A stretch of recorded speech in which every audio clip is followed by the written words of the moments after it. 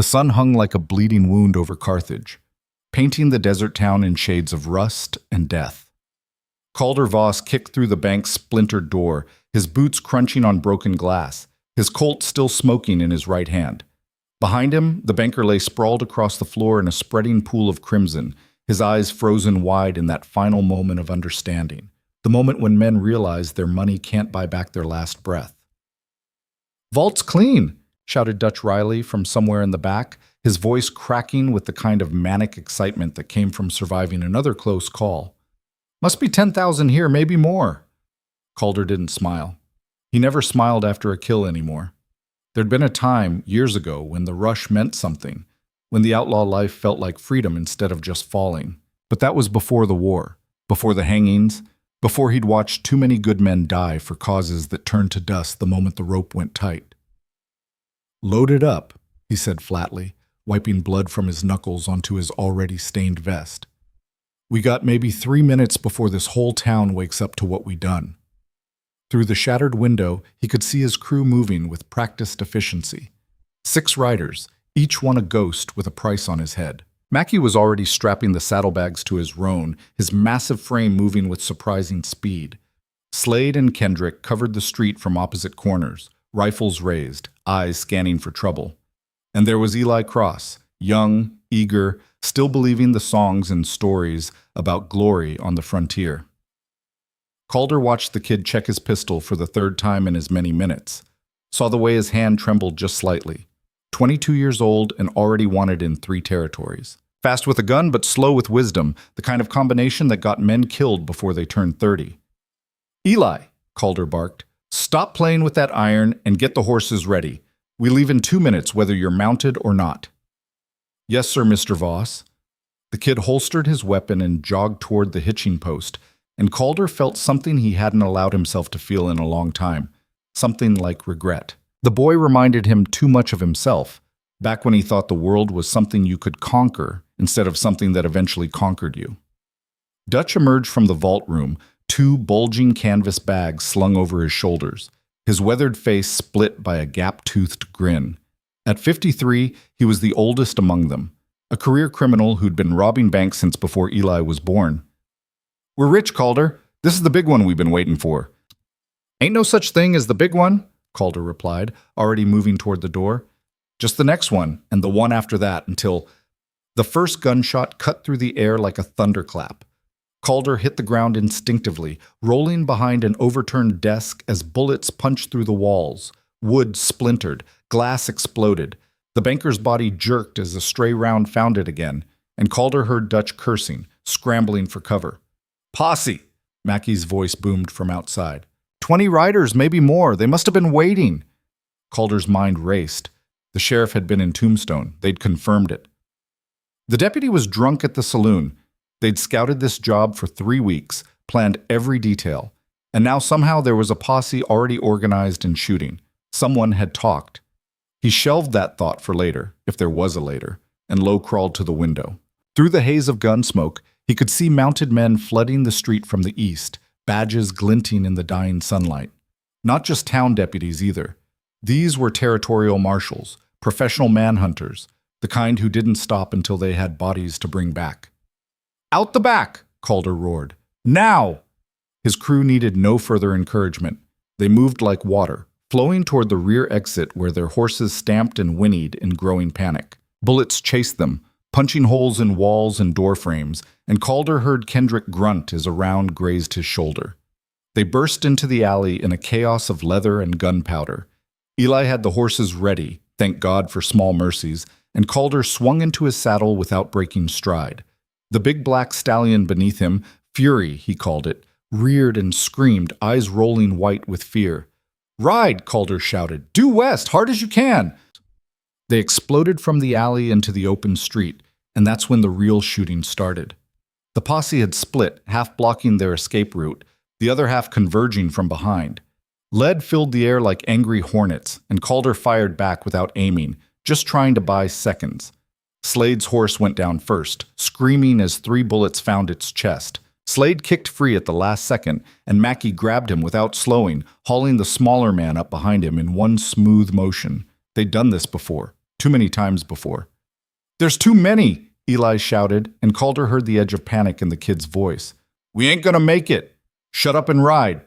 They thundered west, leaving Carthage in a cloud of dust and chaos. The posse followed, relentless, their horses fresh while Calder's crew had been riding hard all morning. The gap was closing. In another mile, maybe two, they'd be in rifle range, and then it would be over. The desert stretched ahead, vast and indifferent.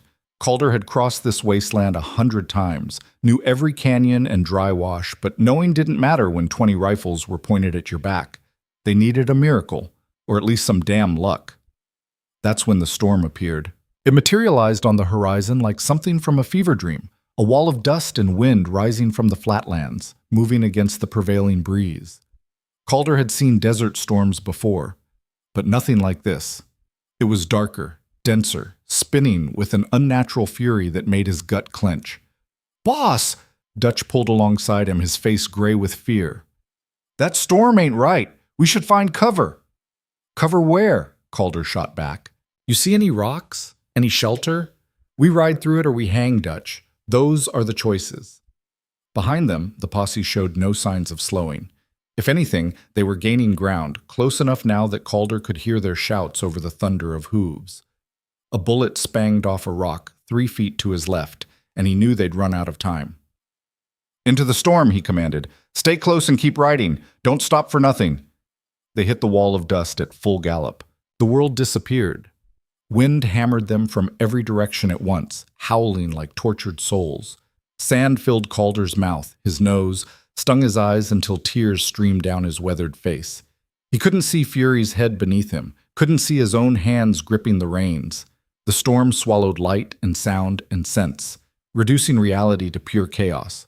Somewhere to his left, he heard screaming, Kendrick maybe, or Slade, but the wind tore the sound away before he could be sure. His horse stumbled, recovered, stumbled again. Calder gripped with his knees, leaning forward, trusting the animal's instincts because his own were useless here. Time stopped meaning anything. They could have been riding for minutes or hours. The storm pressed in from all sides, suffocating, endless. Calder's lungs burned. His throat felt packed with broken glass. This was how he'd die, he realized with strange clarity. Not from a bullet or a noose, but drowned in dirt, lost in a storm that had no right to exist. Then, as suddenly as it began, the storm ended. Fury burst into clear air and Calder gasped, coughing up mud and blood. His vision slowly cleared, adjusting to light that seemed too bright, too clean. He pulled hard on the reins, bringing his horse to a heaving, trembling stop. One by one, the others emerged from the dust wall behind him. Dutch, still clutching those canvas bags like they were children. Mackie and Slade, both looking half dead. Kendrick, bleeding from his shoulder but alive. And Eli, white-faced and shaking but in one piece. 5 of them. They'd gone in with 6. "Where's Cole?" Calder demanded, spinning Fury in a circle. "Anybody see Cole?" Silence answered him. The storm stood behind them like a solid wall, impenetrable, still churning with that same unnatural violence. No sound came from within it. No horse, no man, no sign that Cole Brenner, who'd ridden with Calder for 7 years, had ever existed. "He's gone," Dutch said quietly. "Storm took him." Calder wanted to argue, wanted to ride back in, but he knew it would be suicide. Whatever that storm was, it had claimed its price. He forced himself to turn away, to accept another loss in a lifetime of losses. That's when he saw the valley. They stood on a ridge overlooking a depression in the desert, a natural bowl perhaps 2 miles across. But where the surrounding wasteland was nothing but sand and scrub, this valley was wrong. Green grass grew in neat patterns. Trees lined what looked like an actual stream, water, in the middle of the desert, running clear and bright. And nestled in the center of it all was a town. Not a collection of weathered shacks like most frontier settlements, but a proper town with painted buildings and straight streets, and a church steeple rising white against the impossible blue sky. Smoke curled from chimneys, laundry hung on lines. It looked like something from a picture book, too perfect to be real. "What in the hell?" Mackie breathed. Eli guided his horse closer to Calder's. "Boss, this don't feel right. We should go around." "Go around to where?" Calder gestured at the storm behind them and the empty desert to either side. You see another option, kid? We got no water, minimal ammunition, and we're being hunted by a posse that's probably right behind us in that storm. We need supplies, we need rest, and that town down there is the only option we got. He's right, Dutch said, though he didn't sound happy about it. My canteen's empty, and Kendrick needs that shoulder looked at before infection sets in. Kendrick nodded weakly, his face gone the color of old parchment. Blood had soaked through his shirt and was starting to drip from his fingers. Calder studied the town for another long moment. Something about it made his skin crawl, the way it sat too neat, too orderly, like a stage set waiting for actors. But Dutch was right. They had no choice. We go in quiet, he decided. No shooting unless we have to. We find out where we are, get supplies, and get gone before anyone asks questions. Understood? They nodded, though Eli still looked green around the gills. Smart kid, Calder thought. Fear keeps you alive longer than courage. They descended the ridge in single file, picking their way down a trail that seemed almost too convenient, as if someone had carved it specifically for visitors. As they drew closer, Calder noted more oddities. The building showed no signs of weather damage despite sitting in the middle of nowhere. The street was free of debris. Even the hitching post looked freshly painted. And there were no guards, no one watching the approaches, no one at all visible, despite the smoke from those chimneys promising inhabitants. They entered the town from the north, horses' hooves echoing too loud on packed earth. The main street ran straight as a ruler, lined with businesses that would have looked at home in San Francisco or Denver. A general store with glass windows, a doctor's office with a red cross painted on the door, a hotel called the Welcome House that stood 3 stories tall. "Where is everybody?" Slade asked, his voice barely above a whisper. As if in answer, a door opened. An old woman stepped out of the general store, aproned and gray-haired, her face lined with decades of desert sun. She looked at them, 5 hard men on exhausted horses, guns visible, blood on their clothes, and smiled. "Welcome to Haven Ridge," she said warmly, as if greeting expected guests. "You must be tired from your journey. Please come inside, there's water and food." Calder's hand moved instinctively toward his pistol. This was wrong. Everything about this was wrong. A woman alone should be screaming, running, calling for help. Instead, she stood there smiling like they were kin come for Sunday dinner. "Ma'am," he said carefully, keeping his voice level, "we're just passing through, need to water our horses and maybe buy some supplies. Then we'll be on our way." "Of course," she said, still smiling, "but you'll want to rest first. It's a long road ahead, and the way you came, well, that way isn't open anymore." "What do you mean?" She gestured vaguely toward the ridge. "The storm. It comes and goes, but never on a schedule man can predict. You might be here a day, might be a week. Best get comfortable." More doors opened. More people emerged, men, women, even a few children. They moved with eerie calm, arranging themselves along the street like an audience settling in for a show. None of them showed fear. None of them reached for weapons. They just watched. Calder felt his crew tensing behind him, fingers hovering near triggers. The old woman seemed to sense it, and her smile widened. "No need for that," she said gently. "We don't carry guns here, don't believe in violence, never have." She paused, letting that sink in. "Haven Ridge is a peaceful place. We'd like to keep it that way." "A town with no guns?" Dutch laughed, but it came out strained. "Lady, you're either lying or crazy. Nobody lives out here without protection." "We have protection," she replied. "Just not the kind you're used to." Eli's horse danced sideways, picking up on its rider's fear. "Boss, we should go, right now." But Calder barely heard him. He was studying the townspeople, counting them. 30, maybe 40 in view, with probably more inside the buildings. Too many to fight if things went south, but they weren't behaving like a threat. They were behaving like they knew something he didn't. "We'll water the horses," Calder announced, loud enough for everyone to hear. "And we'll take that food if you're offering, but we keep our weapons, and we don't mean to stay long." "Stay as long as you need," the old woman said. "Stay as long as you can." The way she said it, the emphasis on can instead of need, sent ice down Calder's spine, but the horses were trembling with exhaustion, and Kendrick had started to sway in his saddle. They needed this stop, trap or not. "Dutch, Mackie, see to the horses. Slade, Get Kendrick to that doctor's office. Eli, with me. Calder dismounted, keeping his hand near his gun, and approached the old woman. I don't suppose you got a name? Margaret, she said. Margaret Hayes. I run the store. She gestured to the door behind her. Come in, please. There's someone you should meet. Against every instinct screaming in his head, Calder followed her inside. The store was perfect.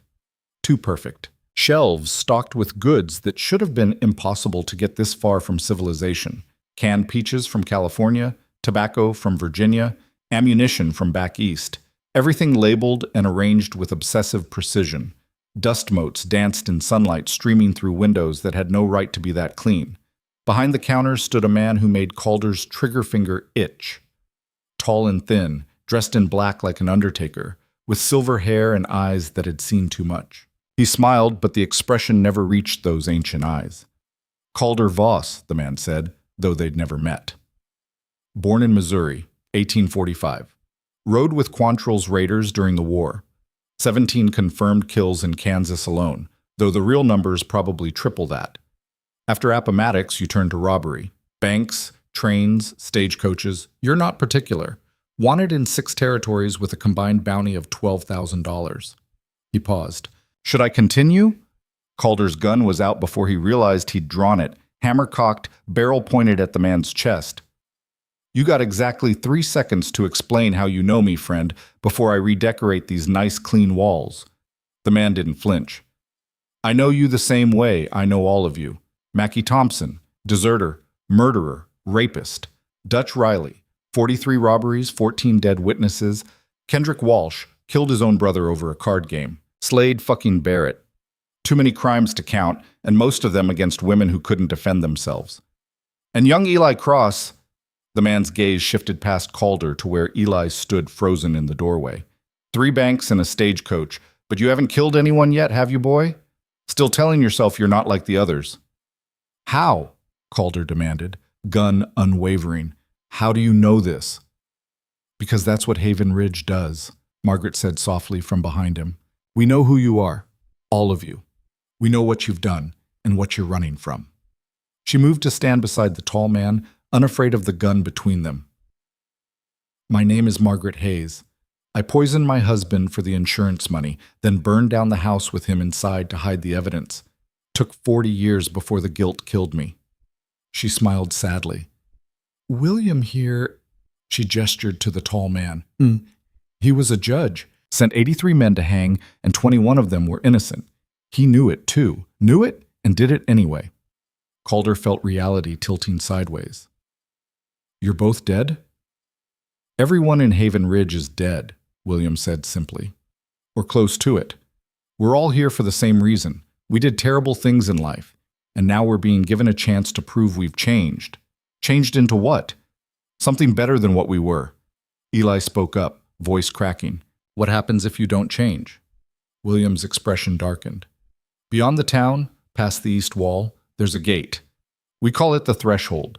Those who fail their test here, they go through that gate. None have ever come back.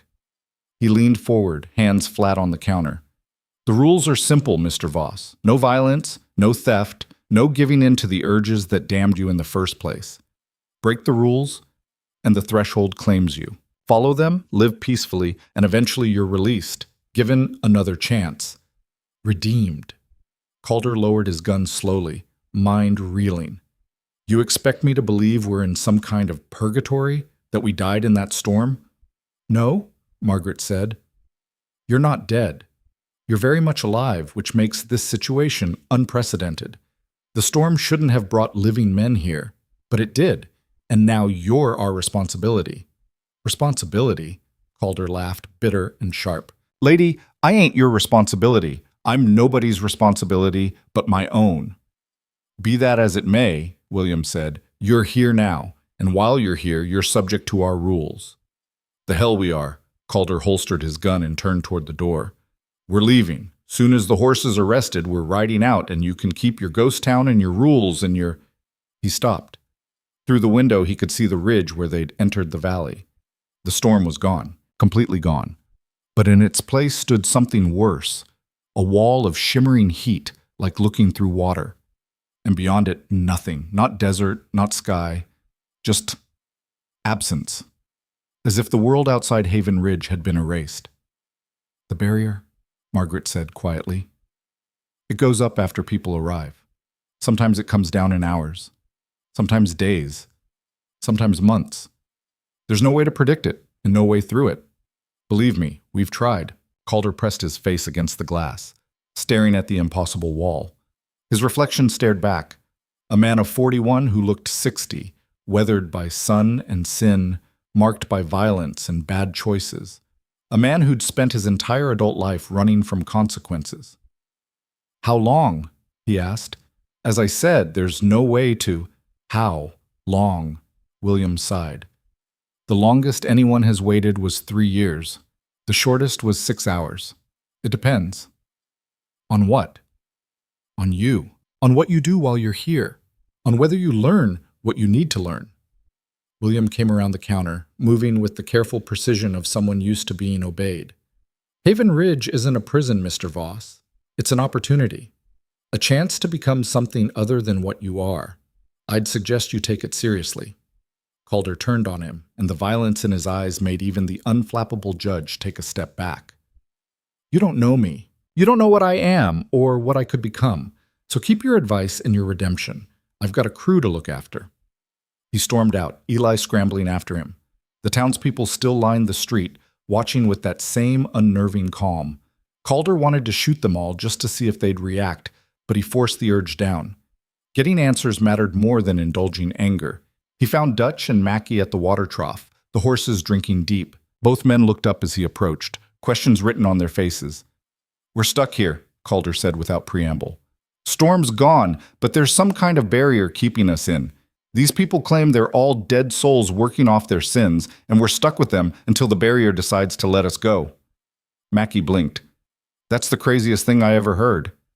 "Yeah, well, go look at the ridge if you don't believe me. Something's keeping us penned in, and these townsfolk seem to think it's divine judgment or some such nonsense." "So what do we do?" Dutch asked. Calder looked around the perfect little town, at the smiling faces and clean streets, and the church steeple rising like an accusation against the sky. Every instinct he'd honed over 40 years of surviving by violence screamed that this place was wrong, that they needed to fight or run or do something other than just accept their cage. But for the first time in his life, Calder Voss had no idea what to do. "We wait," he said finally. "We watch. We figure out what game they're playing, and then we beat them at it, same as always." "And if we can't?" Eli asked quietly. Calder met the kid's eyes and saw his own fear reflected there, the fear of a man who'd spent his whole life running, only to discover he'd finally reached a place he couldn't escape. "Then we make them regret trapping us," Calder said. "Because peaceful or not, dead or not, I ain't never met a person who couldn't be made to bleed." As if in response to his words, the temperature dropped 10 degrees in an instant. Clouds appeared overhead where moments before there'd been clear sky. And from somewhere beyond the buildings, past the eastern edge of town, came a sound like distant thunder, or like a great door slamming shut. The townspeople looked toward the sound, and for the first time Calder saw fear flicker across their faces. Margaret had come to stand in her doorway, her earlier warmth replaced by something harder. "You should get inside," she called out. "All of you. It's not safe after dark." "What happens after dark?" Eli asked. She didn't answer, just retreated into her store and shut the door. One by one, the other townspeople did the same, until the street was empty except for Calder and his crew. "Well," Dutch said into the growing silence, "this just gets better and better." A scream split the air. It came from the doctor's office, a howl of pure agony that raised the hair on Calder's neck. He ran, gun drawn, the others right behind him. They burst through the door to find Slade backed against the wall, pistol aimed at the doctor, a portly man with gentle eyes and blood on his hands. And on the examination table, Kendrick writhed and thrashed, his shoulder wound smoking. Not bleeding, smoking. Black tendrils crept from the injury like living things, spreading across his skin, and where they touched, the flesh turned gray and dead. "What did you do to him?" Slade screamed at the doctor. "Nothing!" The doctor raised his hands, genuinely terrified. I cleaned the wound, started to stitch it, and this just started happening. I've never seen anything like it. Kendrick's screams took on a different quality. Not pain anymore, but rage. His eyes rolled back to white, and when he thrashed, his hand closed around the doctor's wrist with inhuman strength. Bones crunched. The doctor cried out. "Hold him down," Calder ordered, holstering his gun and grabbing Kendrick's legs. Mackie took his arms, both of them straining against strength that shouldn't have been possible. The black veins spread faster, reaching for Kendrick's heart. And Calder knew with terrible certainty that once they got there, his man was done. "You gotta cut it out," Dutch shouted. "Cut the infection out." The doctor clutched his broken wrist, shaking his head. "That's not an infection. That's judgment." Judgment for what? For being here. For bringing violence to this place. The town knows what he is, what you all are, and it's... Kendrick stopped screaming. His body went rigid, back arching impossibly, and then he laughed. It was a horrible sound, nothing human in it, full of malice and glee, and something that might have been hunger. The black veins reached his heart. And Kendrick disappeared. Not died, not collapsed. Disappeared. 1 second he was there, the next he was gone, leaving only a scorch mark on the examination table and the smell of sulfur hanging in the air. Silence crashed down like a physical weight. "Where?" Eli's voice broke. "Where did he go?" The doctor backed away, cradling his wrist, his face gone white. The threshold. The town judged him and found him wanting. That's what happens. That's what happens when you bring darkness here. Calder grabbed the man by his collar, slamming him against the wall. "You said you'd never seen this before. You said..." "I lied." The doctor's eyes were wild with fear. "We all lied. We tell newcomers they have time, that they can change, but the truth is some people are too far gone. Some sins are too dark. The town knows. It always knows. And it takes what it's owed. Kendrick ain't owe this town nothing. He owes God." The doctor spat blood. "He owes the universe. He owes every person he ever hurt. And so do you, Calder Voss. So do all of you. You think you can ride in here covered in blood and sin, and the town will just let you walk away?" He laughed, high and broken. "You're already marked, all of you. It's just a matter of time before the threshold claims you too." Calder hit him. Once, twice, feeling bone crunch under his knuckles, feeling rage and fear and frustration pour out through his fists. He'd have kept going, would have beaten the man to death. But Mackie pulled him back. "Calder, stop. You'll kill him." "So what?" Calder shook him off, breathing hard. "You heard what he said? We're marked. We're already dead." "Then killing him won't change nothing." Dutch's voice was steady, anchoring. "Think, boss. We're 5 against a whole town of people who apparently can't die and got some kind of supernatural judge on their side. We need to be smart about this." Calder wanted to argue, wanted to rage, wanted to shoot everything in sight until something made sense again. But Dutch was right. He forced himself to breathe, to think, to be what his crew needed him to be. "Get the horses," he said quietly. "We're leaving this building." "And going where?" Eli asked. "Boss, there's nowhere to go." "The hotel, the welcome house. We hole up, we watch, and we figure this out." He looked at each of them in turn. Dutch with his grizzled face and tired eyes, Mackie still strong but looking shaken, Slade whose hands trembled, and Eli who'd gone pale as death. 5 men against impossible odds, just like always. They left the doctor bleeding on his floor and made their way to the welcome house through streets now gone completely dark. The sun had set with unnatural speed, and with nightfall came a cold that had no business existing in the desert. Their breath misted in the air. Frost formed on windows. The hotel door stood open, lamplight spilling out. They approached cautiously, weapons drawn, but no threat emerged. Inside they found a lobby that matched the rest of Haven Ridge. Too clean, too orderly, too perfect. A guest register sat on the front desk next to a bell that looked like it had never been rung. "Hello?" Calder called out. A woman descended the stairs, young and pretty with sad eyes. "I'm Sarah," she said. "I run the hotel. You'll be wanting rooms, I expect." "What we want," Calder replied, "is answers. Starting with what the hell happened to our friend." Sarah flinched at the curse but didn't retreat. "He was judged and found wanting. It happens to some people. the ones too damaged to fix. And the rest of us? You still have time. Maybe. She gestured to the stairs. 5 rooms on the second floor, all prepared. Stay in your rooms after dark. Don't go wandering. Don't start trouble. Maybe you'll live long enough for the barrier to drop. That's it? That's all the help we get? Sarah met his gaze, and in her eyes, Calder saw something unexpected. Compassion. I was 19 when I killed myself, she said quietly. Jumped off a bridge because I thought the world was too cruel to bear. Been here 14 years trying to prove I deserve another chance at life.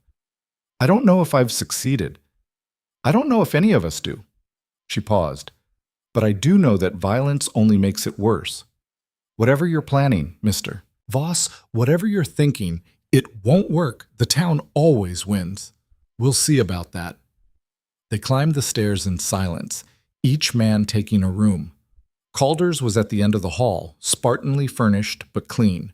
He locked the door, checked the windows, both barred from the inside, he noted grimly, and finally allowed himself to collapse onto the bed.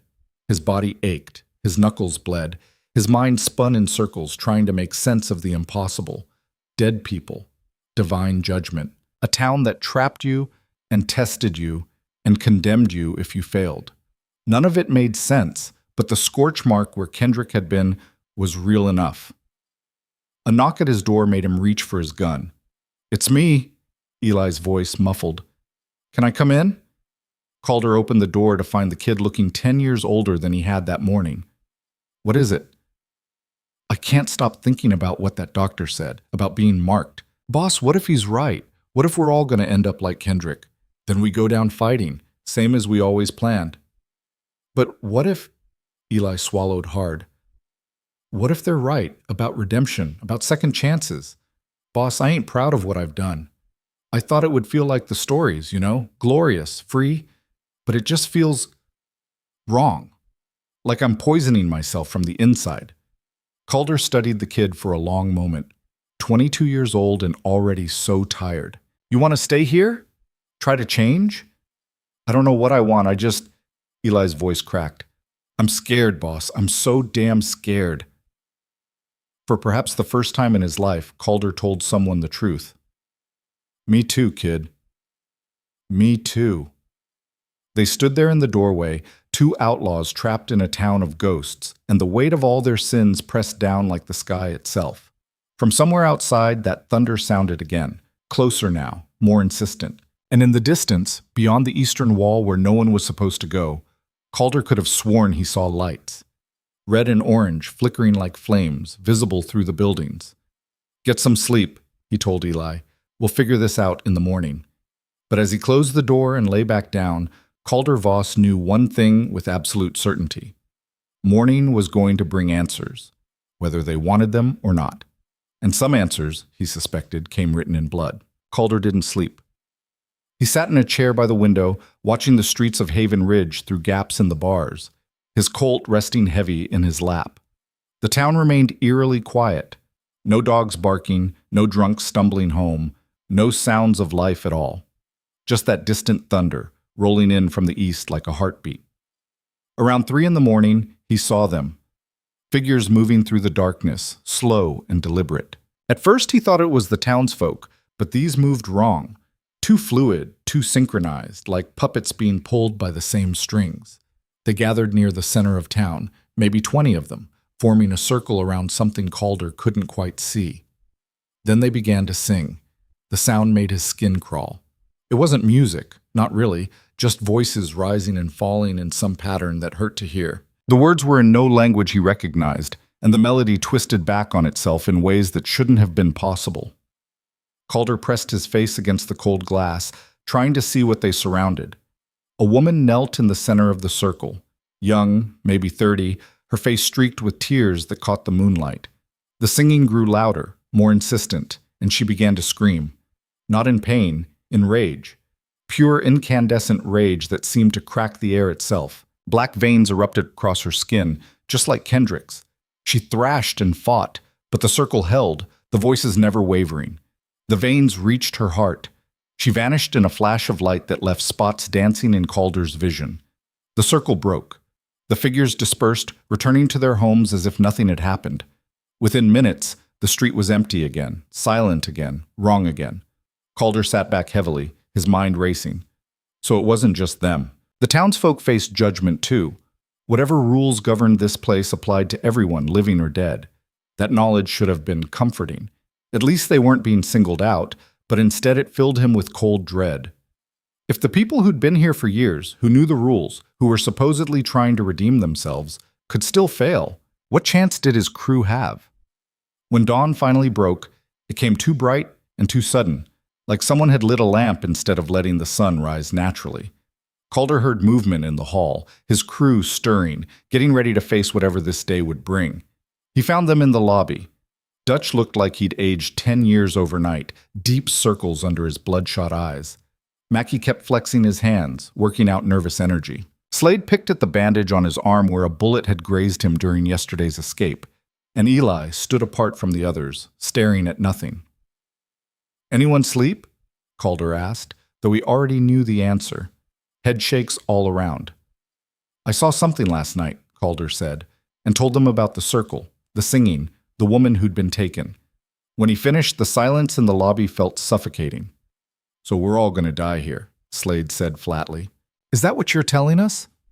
"I'm telling you what I saw. What we do about it is a different question." "There ain't nothing we can do," Mackie rumbled. "We're trapped in a haunted town being judged by forces we can't see or fight. This is it, boys. This is how we go out." "The hell it is," Calder's voice cracked like a whip, and the others looked up. "I didn't survive 3 wars, 20 years on the run, and every lawman west of the Mississippi just to give up because some ghosts think they can judge me. We find a way out. We always find a way out." "And how do you propose we do that?" Dutch asked quietly. "You saw that barrier. Nothing's getting through it." "Then we make them lower it. We figure out what they want, give it to them, and get gone before this place claims any more of us." "What they want is for us to change," Eli said, his voice distant, "to become better people. That's what William said." Calder rounded on him. "You buying that horse shit? You think a few prayers and kind deeds are going to erase everything we've done?" "I don't know what I think anymore, boss. I just know Kendrick's gone, and I don't want to follow him." Before Calder could respond, the front door opened. Sarah entered carrying a tray laden with food, eggs, bacon, fresh bread, coffee that smelled like heaven. She set it on a side table without meeting anyone's eyes. "Breakfast," she said simply. "You should eat. Keep your strength up." "We don't want your food," Slade spat. "Don't want nothing from this cursed place." "Then you'll starve." Sarah finally looked at him, and her expression held no sympathy. "The barrier doesn't care if you eat or not. Might as well face judgment on a full stomach." "How long have you been here?" Eli asked her. "Really?" 14 years, 2 months, and 17 days. "I keep count." She turned to leave, but Calder stepped in front of her. "The woman last night, the one they took. What did she do wrong?" Sarah went pale. "You saw that?" "Answer the question." She struck someone. A man had been bothering her, making advances, and she finally hit him. Just once, barely hard enough to bruise. But violence is violence here. The rules don't bend. "So let me get this straight," Calder said slowly, anger building in his chest. "A woman defends herself and gets dragged to hell for it, but the man who is harassing her walks free? He'll face his own judgment eventually. Everyone does. That's how Haven Ridge works. It finds your breaking point and waits for you to reach it." Sarah's voice dropped to a whisper. "Some people break faster than others." She left before Calder could press further. The crew stood in uncomfortable silence, staring at the food none of them wanted to touch. "I'm eating," Dutch said finally, moving toward the tray. "If I'm going to be judged, might as well do it without my stomach eating itself." He loaded a plate and sat heavily in one of the lobby chairs. "Besides, we need to think. Can't think on an empty belly." One by one, the others joined him. Even Calder, though every bite tasted like ash. They ate in silence, each man lost in his own thoughts, until Dutch spoke again. "There's got to be someone in this town who wants out as bad as we do. Someone who'd help us if we offered them something in return." "Like what?" Mackie asked around a mouthful of eggs. "We got nothing they need. They're already dead." "Everyone needs something. That's what makes them human. or whatever they are now. Dutch set down his plate, his criminal mind working the angles. We just gotta find the right person with the right weakness and exploit it. That's assuming they can even help us, Slade pointed out. Maybe they're as trapped as we are. Only one way to find out. Calder stood, brushing crumbs from his vest. We split up, talk to people, learn everything we can about this place, how it works, who runs it, where the weak points are. Eli, you're with me. The rest of you pair off and keep your eyes open. Meet back here at noon with whatever you've learned. They filed out into the too bright morning. The town looked different in daylight, less perfect somehow. Calder noticed things he'd missed in yesterday's chaos, paint peeling on some of the buildings, weeds growing between the cobblestones, a general sense of wear that didn't match the town's supernatural origins. He and Eli walked the main street while Dutch and Mackie headed toward the residential area, and Slade made for what looked like a saloon. People were out now, going about their business with that same eerie calm. An old man swept the boardwalk in front of the general store. Two women hung laundry on lines stretched between buildings. A group of children played a silent game of tag in an alley. They look normal, Eli said quietly. If you didn't know they were dead, you'd never guess. That's what makes it worse. Calder watched a boy of maybe 10 chase after his friends, laughing soundlessly. Being trapped is one thing. Being trapped and made to pretend everything's fine is something else entirely. They reached the church at the far end of town. It stood taller than the other buildings, its white steeple piercing the sky like an accusation. The doors stood open, and from within came the sound of someone playing piano. Actual music this time, not the twisted melody from last night. Should we go in? Eli asked. Calder almost said no. Churches meant preachers, and preachers meant judgment and lectures about salvation, things he'd spent his whole life avoiding. But information was information, and whoever played that piano might have answers. They climbed the steps and entered the sanctuary. The interior was simple but beautiful, with wooden pews and stained glass windows that cast colored light across the floor. At the front, a woman sat at an upright piano, her fingers dancing across the keys with practiced ease. She wore a simple dress and her dark hair in a bun, and she didn't look up as they approached. "Welcome," she said when the song ended, her hand stilling on the keys. "I'm Rebecca. I lead services here, though calling it leading might be generous. Most people don't attend anymore. They've given up on the idea of divine intervention." "Can't say I blame them," Calder replied. "Hard to have faith in a higher power that traps you in purgatory." Rebecca finally turned to look at them, and Calder was struck by how young she was. Couldn't have been more than 25 when she died. "Haven Ridge isn't purgatory, Mr. Voss. It's a gift, a chance to prove we've learned from our mistakes. But by threatening us with eternal damnation if we slip up, some gift." "You don't understand." She stood, moving with a grace that seemed practiced, rehearsed. "In life, we hurt people. We cause pain and suffering through our actions or our inactions. Death should have been the end. We should have faced final judgment with no hope of redemption. But instead, we were given this place, this opportunity. All we have to do is show that we've changed, that we're capable of being better than we were." "And if we can't?" Eli asked. Rebecca's expression darkened. "Then we face what we deserve. The threshold. Yes, the gate that leads to—" She trailed off, unwilling or unable to finish the sentence. "Let's just say it's not a place you want to go." Calder studied her carefully, looking for cracks in the serene facade. "What did you do to end up here?" "I ran a brothel in Denver. Nothing too unusual for a frontier town. But I was cruel to the women who worked for me. Beat them when they didn't earn enough. Turned them out onto the streets when they got too old or too sick. 3 of them died because of my neglect." Rebecca's voice remained steady, reciting facts without emotion. "I told myself I was just being a good businesswoman. The truth was I enjoyed having power over them, enjoyed seeing them suffer. And now? Now I've been here 6 years trying to prove I'm not that person anymore, trying to show I'm capable of compassion and kindness. Some days I think I've succeeded. Other days," she gestured vaguely at the empty pews, "other days I wonder if I'm just fooling myself." Eli shifted uncomfortably. "Have you ever thought about leaving? About trying to escape?" Rebecca laughed, but there was no humor in it. "There is no escape, young man. The barrier can't be crossed. We've tried everything. Digging under it, climbing over it, even blasting it with dynamite we found in an old mine shaft. Nothing works. The only way out is to earn your release. How many people have been released? Calder asked. The silence that followed was answer enough. None, he pressed. In all the time this place has existed, not one person has earned their way out? I didn't say that. Rebecca returned to the piano, running her fingers across the keys without making sound. People disappear sometimes. We assume they've been released, moved on to whatever comes next, but we never know for sure. The town doesn't announce its decisions or explain its reasoning. People are just here one day and gone the next. That's convenient, Calder said dryly.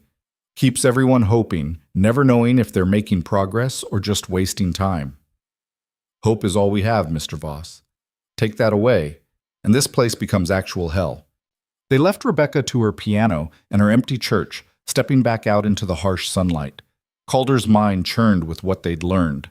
A town with no confirmed releases, no clear path to freedom, just an endless cycle of trying and failing and trying again.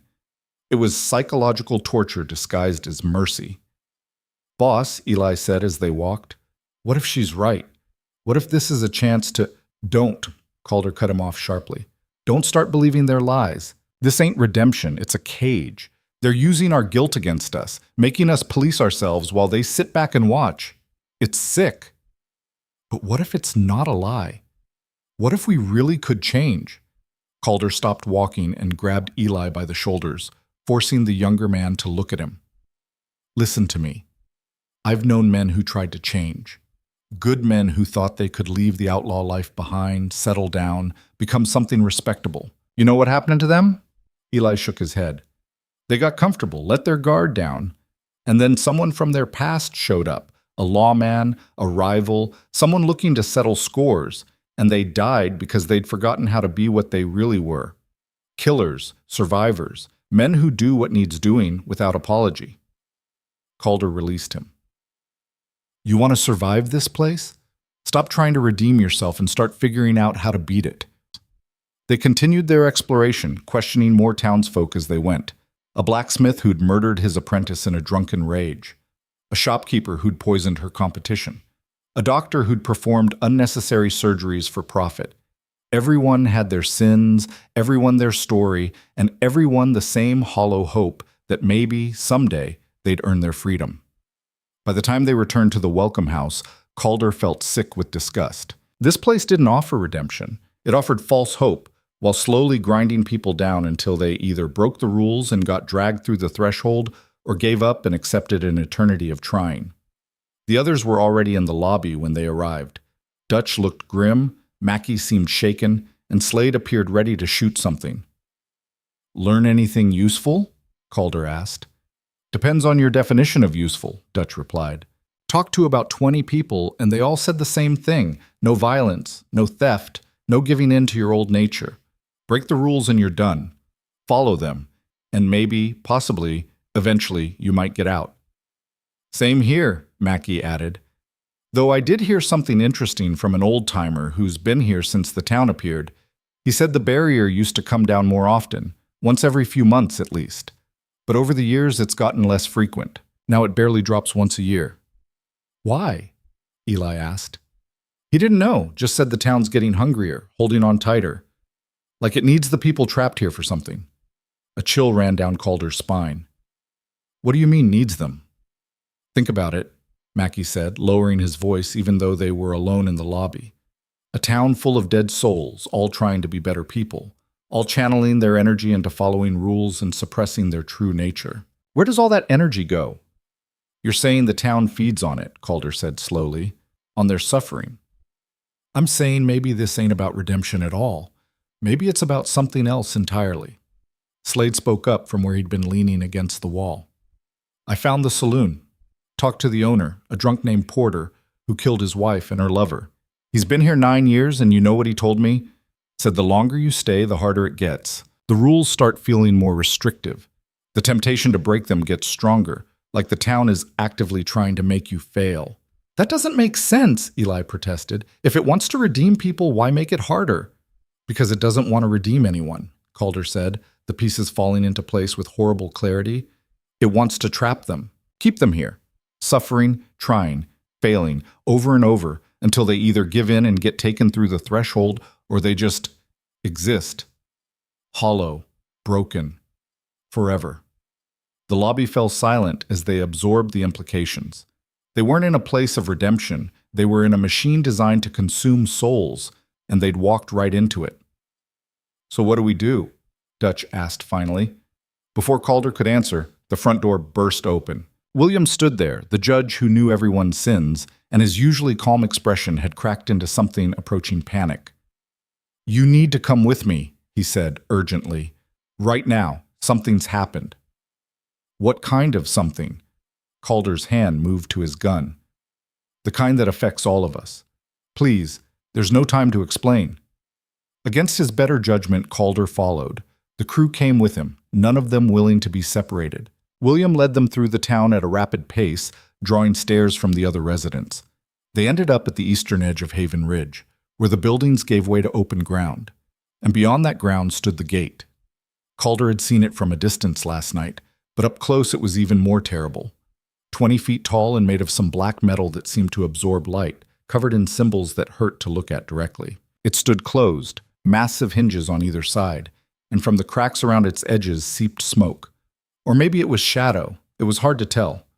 A crowd had gathered before the gate, maybe 50 people, all standing in absolute silence. William pushed through them, and Calder followed until they reached the front. A woman lay on the ground before the gate, unconscious or dead. But it wasn't her that made Calder's blood run cold. It was what stood over her. The thing was roughly human-shaped, but that's where the resemblance ended. It stood 8 feet tall, its body composed of smoke and shadow that constantly shifted and reformed. Where its face should have been was just a void, empty and hungry, and its hands, if they could be called hands, ended in claws that dripped something dark and viscous. "What the hell is that?" Slade breathed. "A keeper," William said quietly. "They maintain the gate, judge those who break the rules, and drag them through when the time comes. We rarely see them during daylight. Something must have triggered this one." As if in response to his words, the keeper's head turned toward them. The void of its face fixed on Calder's crew, and a sound emerged from it, a whisper that seemed to come from everywhere and nowhere, speaking in that same twisted language from last night's singing. "It knows you," Margaret said, appearing at Calder's elbow. "Knows what you are. You don't belong here, and it wants to correct that mistake." "By killing us?" "By taking you through the gate before you corrupt this place further. The living aren't supposed to be here. Your presence disrupts everything." The keeper began to move toward them, gliding rather than walking, its form leaving trails of shadow on the ground. The crowd backed away, giving it room, and Calder realized with horror that no one was going to help. They were all just going to stand there and watch, while this thing dragged them to whatever hell waited beyond that gate. "Run," William said urgently. "Get back to the hotel. It can't enter buildings without permission. You'll be safe there." "And what about when we leave the hotel?" Calder demanded, even as he began backing up. "I don't know, but standing here won't help you figure it out." They ran. The keeper followed, not hurrying, moving with the terrible patience of something that knew its prey couldn't truly escape. People scattered from its path, pressing themselves against buildings, and Calder caught glimpses of their faces, fear mixed with something that might have been satisfaction. They were glad it wasn't them being hunted. The crew burst into the welcome house and slammed the door. Through the windows, they could see the keeper stop at the property line, swaying slightly, its void face pointed at them. It made no move to approach closer, but it didn't leave either, just stood there, waiting. "Well," Dutch said, breathing hard. "That's new." "It'll stay there," Sarah said from the stairs, where she must have been watching. "Keepers can't enter private dwellings without invitation. As long as you stay inside, you're safe." "Safe," Calder laughed bitterly. "We're trapped in a building, in a town, in a valley surrounded by a barrier we can't cross, being hunted by a shadow monster. That's not safe. That's just a different kind of cage." "Then what do you suggest?" Sarah asked, and for the first time, Calder heard frustration in her voice. "You think you're the first people to rebel against Haven Ridge? To try to fight it? Every few years, someone arrives who refuses to accept the rules, who thinks they can beat the system through force or cleverness. You know what happens to them?" She didn't wait for an answer, just pointed toward the gate visible through the window. The threshold takes them, every single time.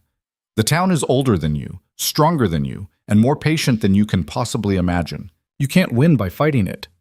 Then how do we win? Eli asked desperately. Sarah looked at him with something approaching pity. You don't. You just try to survive long enough to become something it will let go. And how long is that? Calder demanded. How long before... He stopped as Mackie grabbed his arm, pointing out the window. The keeper had been joined by another.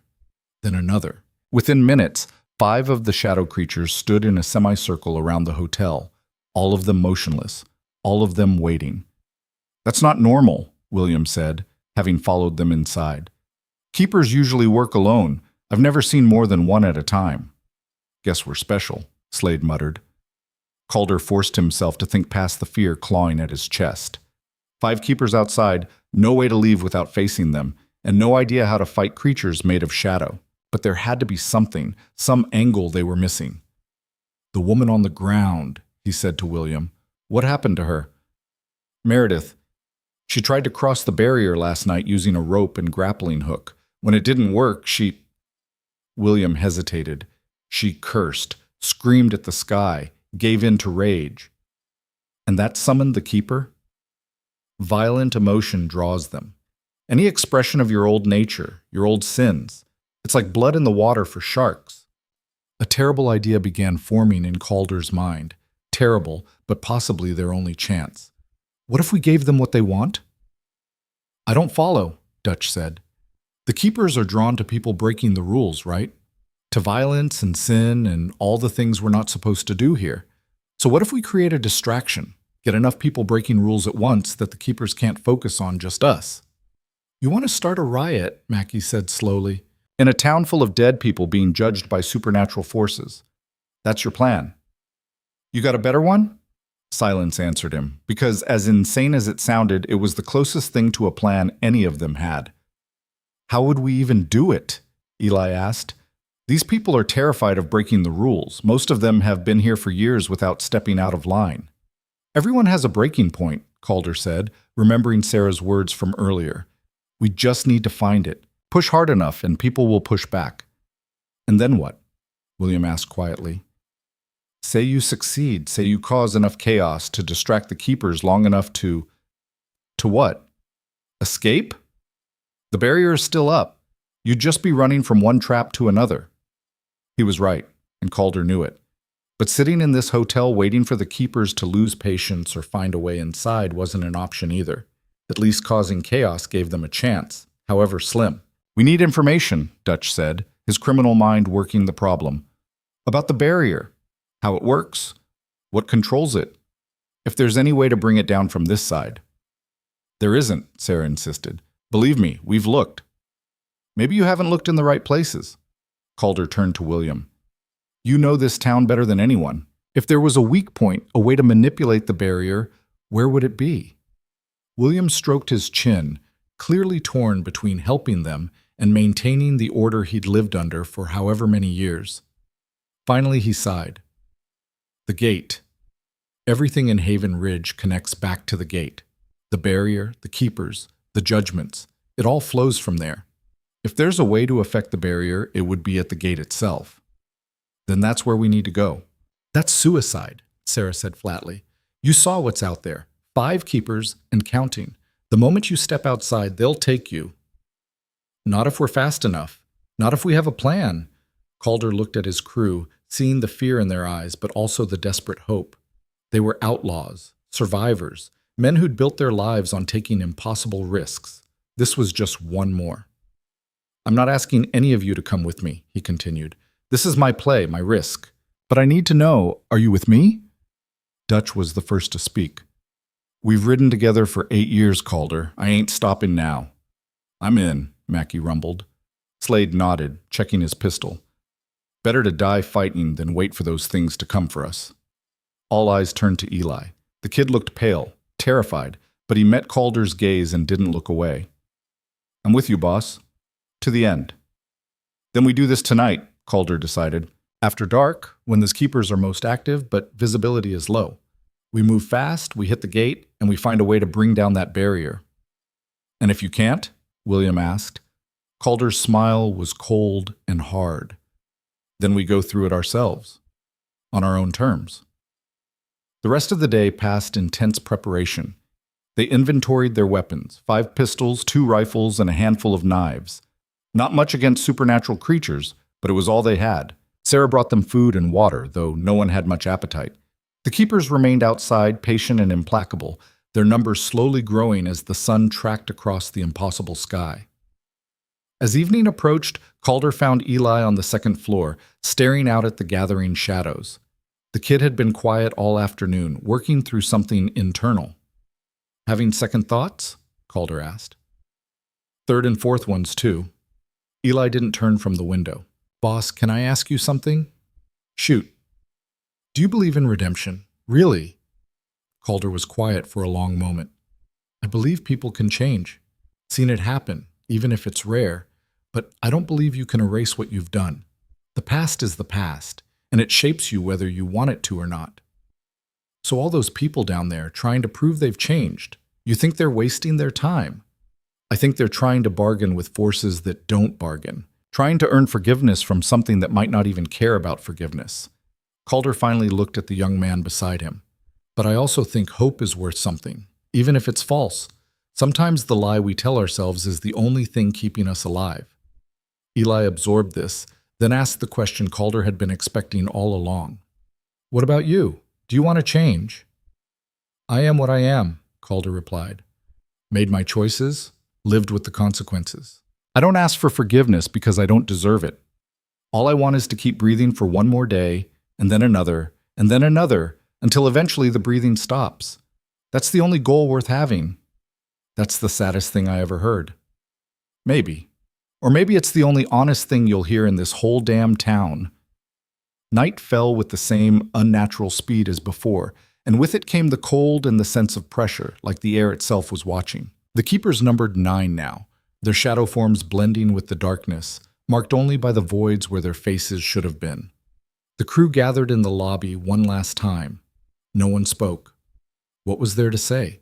They were about to attempt something insane, driven by desperation and the fading hope that maybe, just maybe, they could beat a system designed to be unbeatable. Calder checked his Colt one final time, feeling the familiar weight of it in his hand. This gun had killed 17 men that he knew of, probably more he didn't. It had been his companion, his protection, his curse for more than half his life. If he was going to die, at least he'd die with it in his hand. "Ready?" he asked his crew. They nodded, faces set with grim determination. "Then let's show this town what it means to trap Calder Voss." He opened the door, stepped out into the freezing night, and the keepers began to move. The keepers moved like oil spreading across water, their shadow forms gliding toward the hotel steps with terrible purpose. Calder fired first, his Colt barking 3 times in rapid succession. The bullets passed straight through the nearest keeper without effect, disappearing into the darkness beyond. "Run!" he shouted, already moving. They scattered in different directions, the plan they'd hastily formed upstairs. Dutch and Mackie went left toward the residential area. Slade broke right toward the saloon, and Calder grabbed Eli's arm, pulling him straight ahead down the main street. If they could split the keeper's attention, maybe some of them would make it to the gate. Behind them, the creatures split up as well, their void faces tracking their chosen prey with inhuman precision. Calder risked a glance over his shoulder and saw 3 of them following him and Eli, gliding faster now, closing the distance with every second. "They're gaining!" Eli gasped, his younger legs pumping hard to keep pace with Calder's desperate sprint. "Keep moving! Don't stop!" They rounded a corner and nearly collided with an elderly man standing in the middle of the street. He looked at them with wide, terrified eyes, then at the keepers pursuing them, and dove out of the way. Calder and Eli leaped over him and kept running, their boots thundering on the packed earth. The eastern edge of town loomed ahead, the massive gate visible in the moonlight. But between them and it stood more keepers. How many? Calder couldn't tell in the darkness. Too many. Far too many. A scream split the night from somewhere to their left, Dutch's voice full of rage and pain. Calder wanted to turn back, wanted to help, but he knew it would be suicide. Their only chance was forward, always forward. "Boss, we're not going to make it," Eli shouted. He was right. The keepers were converging from all sides now, forming a tightening circle. In seconds, they'd be surrounded with nowhere to run. Calder's mind raced, searching for an angle, a trick, anything that might buy them a few more seconds. Then salvation came from an unexpected quarter. A gunshot cracked through the air, and one of the keepers jerked as if struck. It didn't fall or dissipate, but it stopped moving, its form flickering like a candle in the wind. More shots followed, a fusillade of gunfire from multiple directions, and Calder saw townsfolk emerging from their homes with weapons that shouldn't have existed in this supposedly peaceful place. Margaret stood on the porch of her general store, an old Henry rifle in her hands, firing methodically at the keepers. William appeared from an alley with a shotgun, his face set in grim determination. Even young Sarah stepped out of the welcome house wielding a pistol, her hands shaking but her aim steady. "We're breaking every rule," Margaret shouted over the chaos. "If we're going to be damned anyway, might as well be damned for something that matters." The keepers reeled under the assault, not wounded, but confused, their attention fracturing between multiple targets. More townsfolk emerged, some armed, others just throwing stones or swinging makeshift clubs. Years of suppressed rage and frustration poured out in a torrent of violence that shook Haven Ridge to its foundations. "Go!" William roared at Calder. "Get to the gate while we hold them." Calder didn't need to be told twice. He and Eli sprinted forward as the battle erupted around them. A keeper lunged from the side, its claws reaching, but Margaret's rifle barked and the creature shuddered, giving them just enough time to slip past. They burst into the clearing before the gate, and Calder saw Dutch and Mackie already there, both bleeding from wounds that looked like they'd been made by something colder than steel. Slade was nowhere to be seen. "Slade?" Calder demanded. "Taken," Mackie said grimly, pressing his hand against a gash across his ribs. "One of those things grabbed him, dragged him through before we could stop it." Calder felt the loss like a physical blow, but there was no time to mourn. The gate loomed before them, 20 feet of black metal covered in those maddening symbols. Up close he could hear it, a low thrumming that resonated in his bones. And underneath that, screams. Thousands of them, distant and eternal. "How do we open it?" Dutch asked, already examining the hinges. "We don't open it," Calder replied, studying the symbols. "We break it." "Break it? That thing looks like it's been here since the dawn of time." "Then we better hit it hard." Behind them, the sounds of battle intensified. The townsfolk were fighting with everything they had, but Calder could hear the screams starting as keepers broke through their lines. People were being taken, dragged toward the gate, even as others fought to save them. The rebellion was costing Haven Ridge dearly. Eli pointed to the base of the gate. "There. Those symbols are different from the others. See how they glow?" He was right. At the gate's foundation, a circle of symbols pulsed with faint red light, like embers in dying fire. Calder knelt beside them, reaching out tentatively. The moment his fingers touched the metal, pain lanced up his arm, memories of every man he'd killed, every life he'd destroyed, playing out in excruciating detail. He jerked his hand back, gasping. "Boss?" Eli grabbed his shoulder. "You okay?" "The gate knows," Calder said through gritted teeth. "Knows what we are, what we've done. It's feeding on it." "Then we use that." Mackie knelt beside him, ignoring the blood soaking through his shirt. "If it feeds on sin, on guilt, we give it more than it can handle. We all touch it at once. Overload the damn thing? It was insane. It would probably kill them."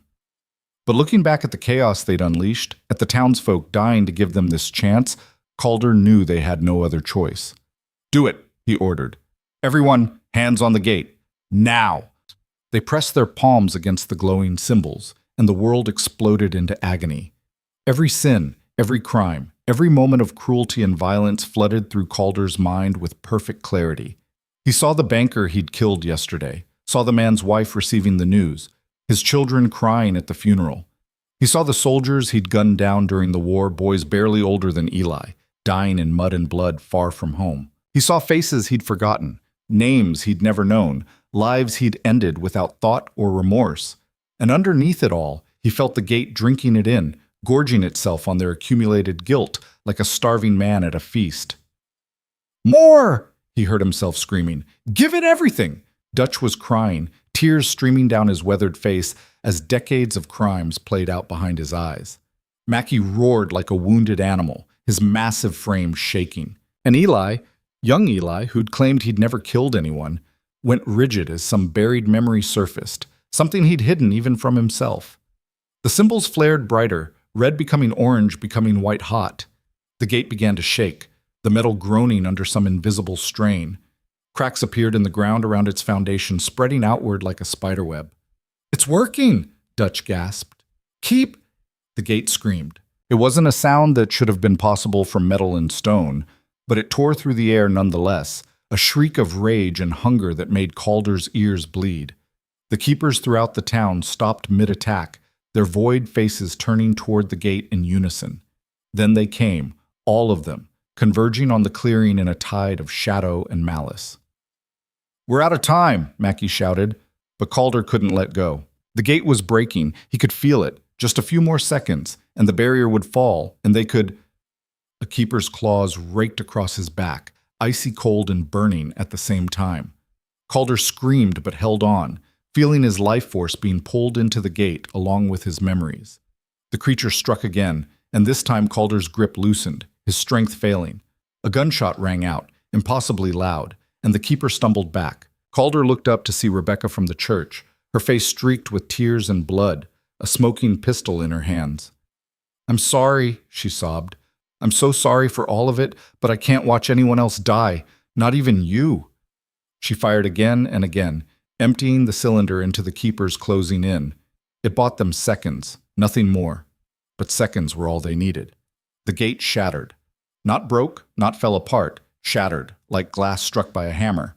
Fragments of black metal exploded outward, the symbols flaring one final time before going dark.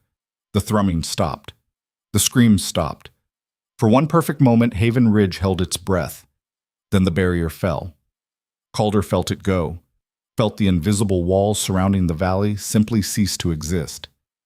The night air changed, became real air instead of the recycled atmosphere of a sealed jar. Stars appeared overhead that hadn't been visible before. The desert beyond beckoned with a freedom they'd almost forgotten existed. "Run!" William's voice cut through the stunned silence. "Everyone who wants to leave, run now!" Chaos erupted again, but different this time. Not battle, but exodus. Townsfolk streamed toward the edges of Haven Ridge, some crying, some laughing, all desperate to escape before whatever governed this place could seal them in again. But the keepers weren't done. They rose up around the shattered remains of the gate, dozens of them, more than Calder had seen before, and they began to change. Their shadowy forms solidified, becoming more defined, more real. Arms that had been wisps of darkness became solid limbs ending in claws like obsidian knives. The voids of their faces split open to reveal mouths full of teeth that had no business existing in nature. "Oh, hell," Dutch breathed. The lead keeper spoke, and its voice was like gravel dragged across bone. "You have broken the compact, destroyed the mechanism of judgment.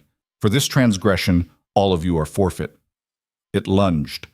Calder threw himself sideways, bringing his Colt up and firing purely on instinct. The bullet struck the keeper's solidified chest, and this time, impossibly, it penetrated. Black ichor sprayed from the wound, and the creature howled, actually howled in pain. "They can be hurt," Calder shouted. "They're real now! Shoot them!" The townsfolk who'd armed themselves opened fire, and the keeper's charge broke into individual fights scattered across the clearing. Calder saw Margaret go down under a keeper's claws, saw William dive to save her and take a strike meant for her throat. Rebecca fired until her gun clicked empty, then grabbed a piece of the shattered gate and swung it like a club. "We have to go!" Eli pulled at Calder's arm. "The barrier's down. We can escape!" But Calder wasn't listening. He was watching the townsfolk fight and die, these people who'd broken every rule to give him a chance, and he realized something that terrified him more than any keeper ever could. He couldn't leave them. "Get the others," he told Eli. "Get Dutch and Mackie and anyone else who can still move. Get them out of here." "What about you?" "I'm staying."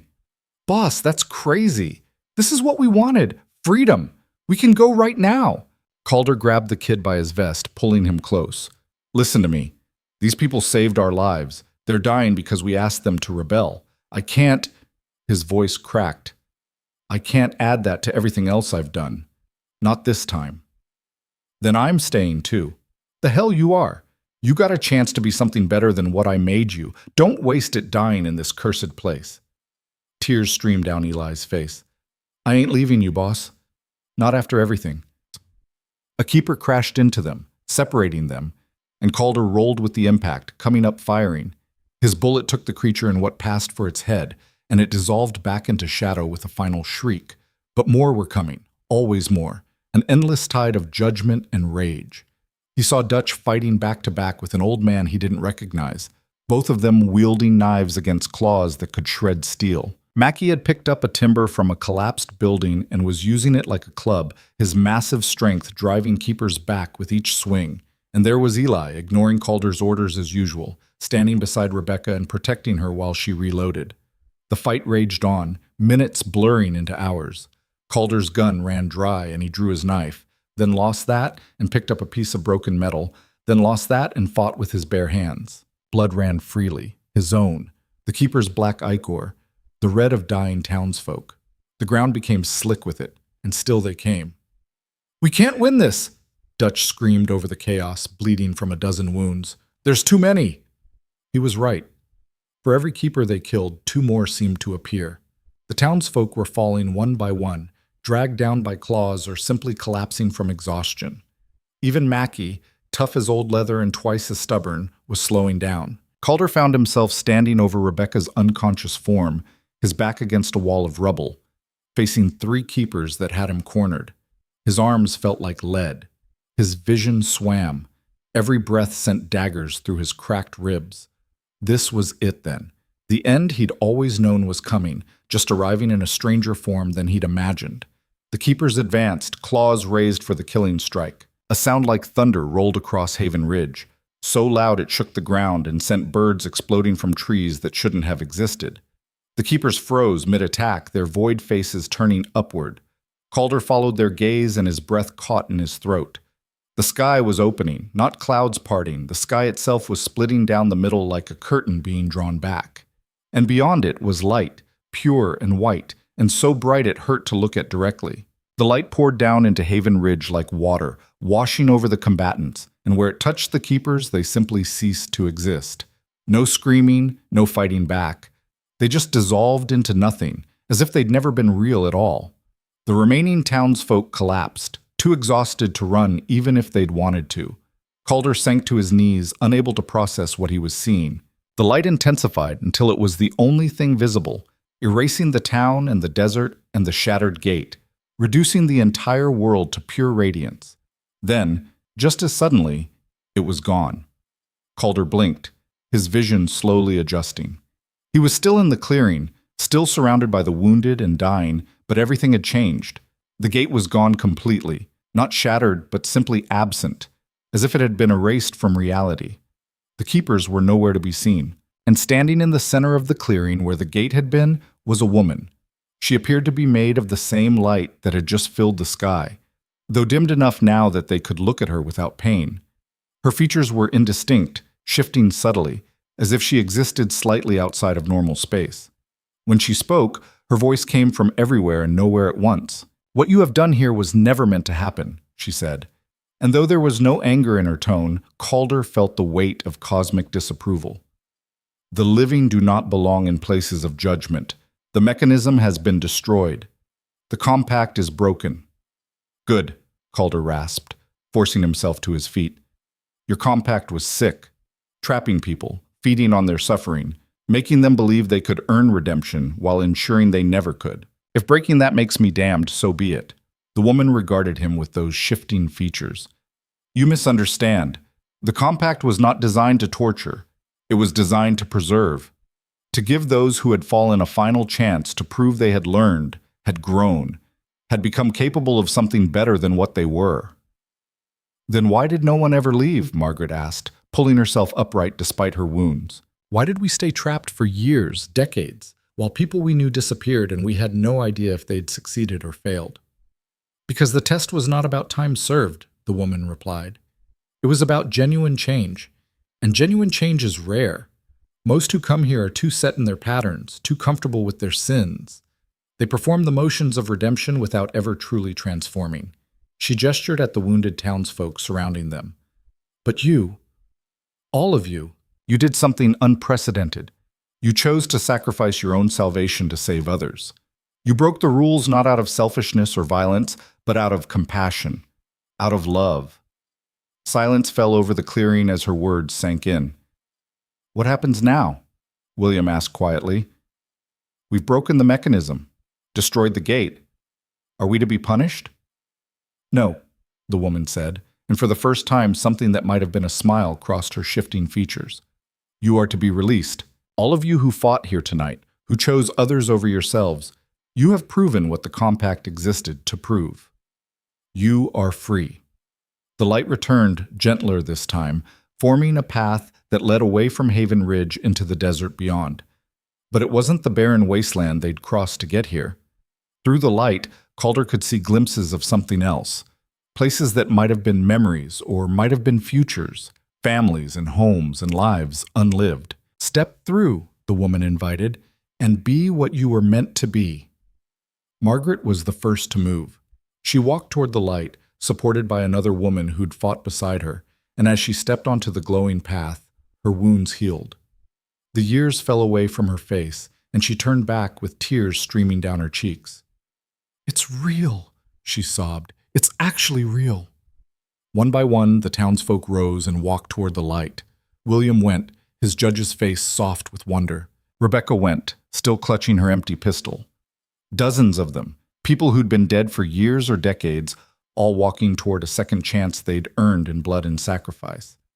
Calder watched them go, feeling something crack open inside his chest. Dutch stood beside him, along with Mackie and Eli, the four of them the only ones not moving. Well, Dutch asked, we going or staying? I don't know, Calder admitted. We're not dead. We don't belong on that path. You belong wherever you choose to belong, the woman said, turning to face them. You are alive, yes, but you are also changed. You came to Haven Ridge as criminals fleeing justice. You leave as men who fought for something beyond yourselves. The path is open to you, should you wish to take it. And if we don't? Eli asked.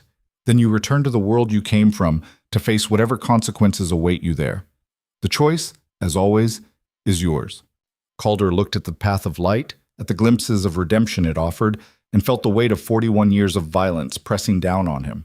Every man he'd killed, every life he'd destroyed, every choice that had led him to this impossible moment.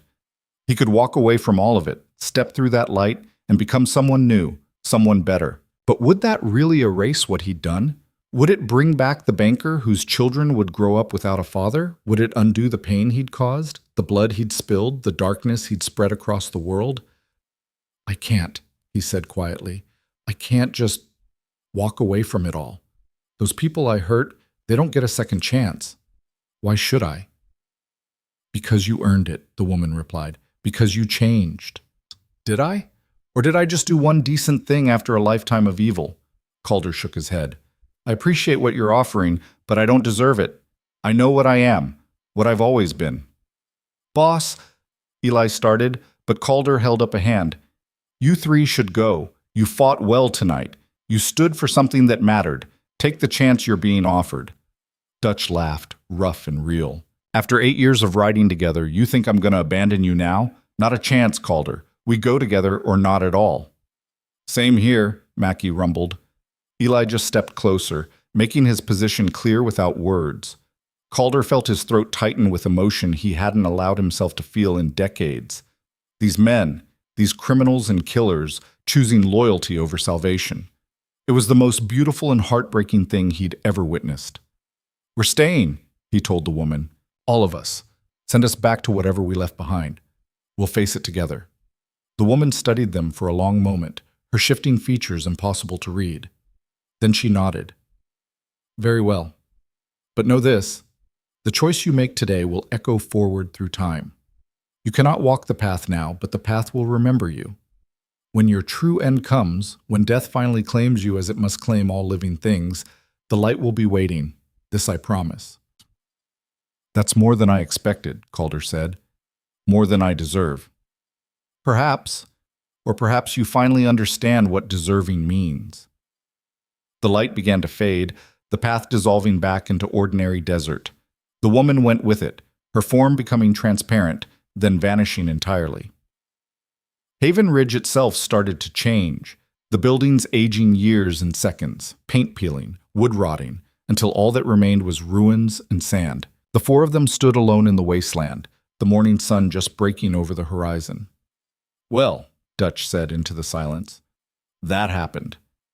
"We should move," Mackie advised. "Posse's probably still out there somewhere, and we got no supplies." "There's a town about 20 miles south," Calder said, his old instincts kicking back in. "We can make it by nightfall if we don't stop." They started walking, four figures against the vast desert, and Calder felt the familiar weight of his Colt against his hip. They were outlaws again, criminals with prices on their heads, men who'd returned to a world that wanted them dead or in chains. But something had changed. Calder couldn't name it, couldn't quite grasp it, but he felt it with every step. They'd been to a place between life and death, had fought alongside the damned, had been offered redemption and chosen consequence instead. "Boss?" Eli asked as they walked. "What that woman said about the light waiting when we die, you think she meant it?" "I don't know, kid. But I know this, we got time now. Time to maybe do some good before the end comes. Won't erase what we've done, but it's better than nothing." "You talking about going straight?" Dutch asked skeptically. "Hell no. I'm talking about being smarter about who we rob and why. There's banks out there owned by men worse than us. Companies that steal from the poor and call it business. Maybe we balance the scales a little. Maybe we become the kind of outlaws people tell good stories about instead of horror stories." "Robin Hood and his merry men?" Mackie chuckled. "That's a hell of a change." "Not a change," Calder corrected. "An evolution. We're still who we are. But maybe we can be that while also being something more." They walked on through the desert heat, four men bound by choices made in darkness and light, carrying the weight of their sins but also the possibility of something approaching grace. Behind them, Haven Ridge crumbled into dust and memory, its purpose fulfilled, its captives freed. And somewhere in the ruins, where the gate had stood, a small patch of green grass began to grow. They'd been walking for 3 hours when Dutch collapsed. One moment he was trudging alongside them through the sand, the next he was on his knees, coughing up blood that looked too dark in the harsh sunlight. Calder and Mackie reached him first, easing him down while Eli frantically searched for water they didn't have. "I'm fine," Dutch wheezed, waving them off even as more blood flecked his lips. "Just need a minute." "That's not fine," Calder said grimly, examining the wound across Dutch's chest. One of the keeper's strikes that had looked superficial in the chaos of battle, but now showed itself to be much worse. The edges of the gash had turned black, spreading outward like frost on glass. "That thing poisoned you." "Poisoned? Cursed? What's the difference?" Dutch tried to laugh, but it came out as a wet rattle. "We all knew this life would end badly. At least I got to see something impossible before the end." "You're not dying out here in the dirt," Mackie said firmly. "We'll carry you if we have to." "To where?" "Nearest town's 20 miles, and even if we make it, no doctor's gonna fix whatever this is." Dutch looked down at his wound, at the black veins creeping toward his heart. "This is Haven Ridge's final judgment on me. The town's gone, but it left its mark." Calder felt rage building in his chest. Rage at the injustice of surviving that cursed place only to die in the desert. Rage at forces that played games with human lives. Rage at a universe that seemed determined to take everything he cared about. But rage wouldn't save Dutch, and neither would desperation. "The woman," Eli said suddenly. "The one made of light. She said the path would remember us. Maybe nothing," Dutch interrupted. "That path was for the dead, kid. I'm still breathing, much as it pains me to admit it." He coughed again, harder this time. "You three need to keep moving. Get somewhere safe before that posse catches up, or you die of thirst." "We're not leaving you," Calder said flatly. "Then you're a fool, Calder Voss. Always knew it, but nice to have it confirmed." Dutch's weathered face cracked into something resembling his old gap-toothed grin. "I've had a good run. Seen things most men only dream about. Died rich more times than I can count, even if I always ended up poor again. And I rode with the meanest son of a bitch west of the Mississippi." He looked at Calder. That last part made it worthwhile. The black veins reached Dutch's heart, but instead of vanishing like Kendrick had, instead of being dragged screaming into damnation, Dutch simply stopped. His breathing ceased. His eyes went still, fixed on some distant point only he could see, and on his face was something Calder had never seen there before: peace. For a long moment, none of them moved. The desert wind whispered across the sand, carrying the smell of dust and distant storms. Somewhere a hawk cried, circling on thermals only it could feel. "We should bury him," Eli said quietly. They had no shovel, so they used their hands and pieces of flat rock, scraping away at the hard-packed earth until they'd made a shallow depression. It took over an hour in the blazing sun, and by the time they finished, all three of them were bleeding from torn fingernails and split skin. They laid Dutch in the grave and covered him with sand and stones, building a cairn that would last at least until the next windstorm. Mackie wanted to say words over the grave, but none of them knew any prayers, and it seemed hypocritical anyway after everything they'd done. "He was a good man," Eli offered. "In his own way." "Well, he was a criminal and a killer," Calder corrected.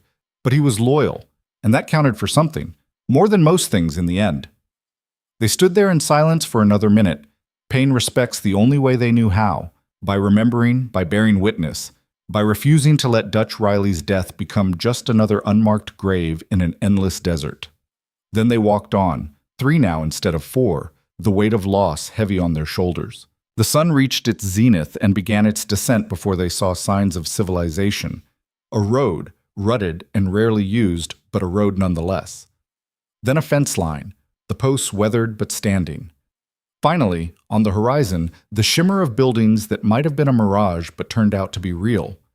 The town was called Redemption, of all things. The irony wasn't lost on Calder as they limped down the single main street, drawing stares from the handful of residents brave enough to be outside in the afternoon heat.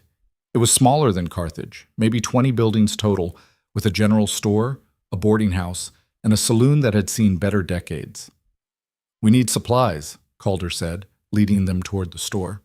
"Water, food, ammunition if they have it, and we need information about that posse." "With what money?" Mackie asked. "The canvas bags were on the horses, and the horses are long gone." Calder patted his vest pocket, feeling the reassuring weight of the gold watch he'd taken off the banker in Carthage. He'd forgotten about it in all the chaos, but now it represented their only bargaining chip. "We've got something."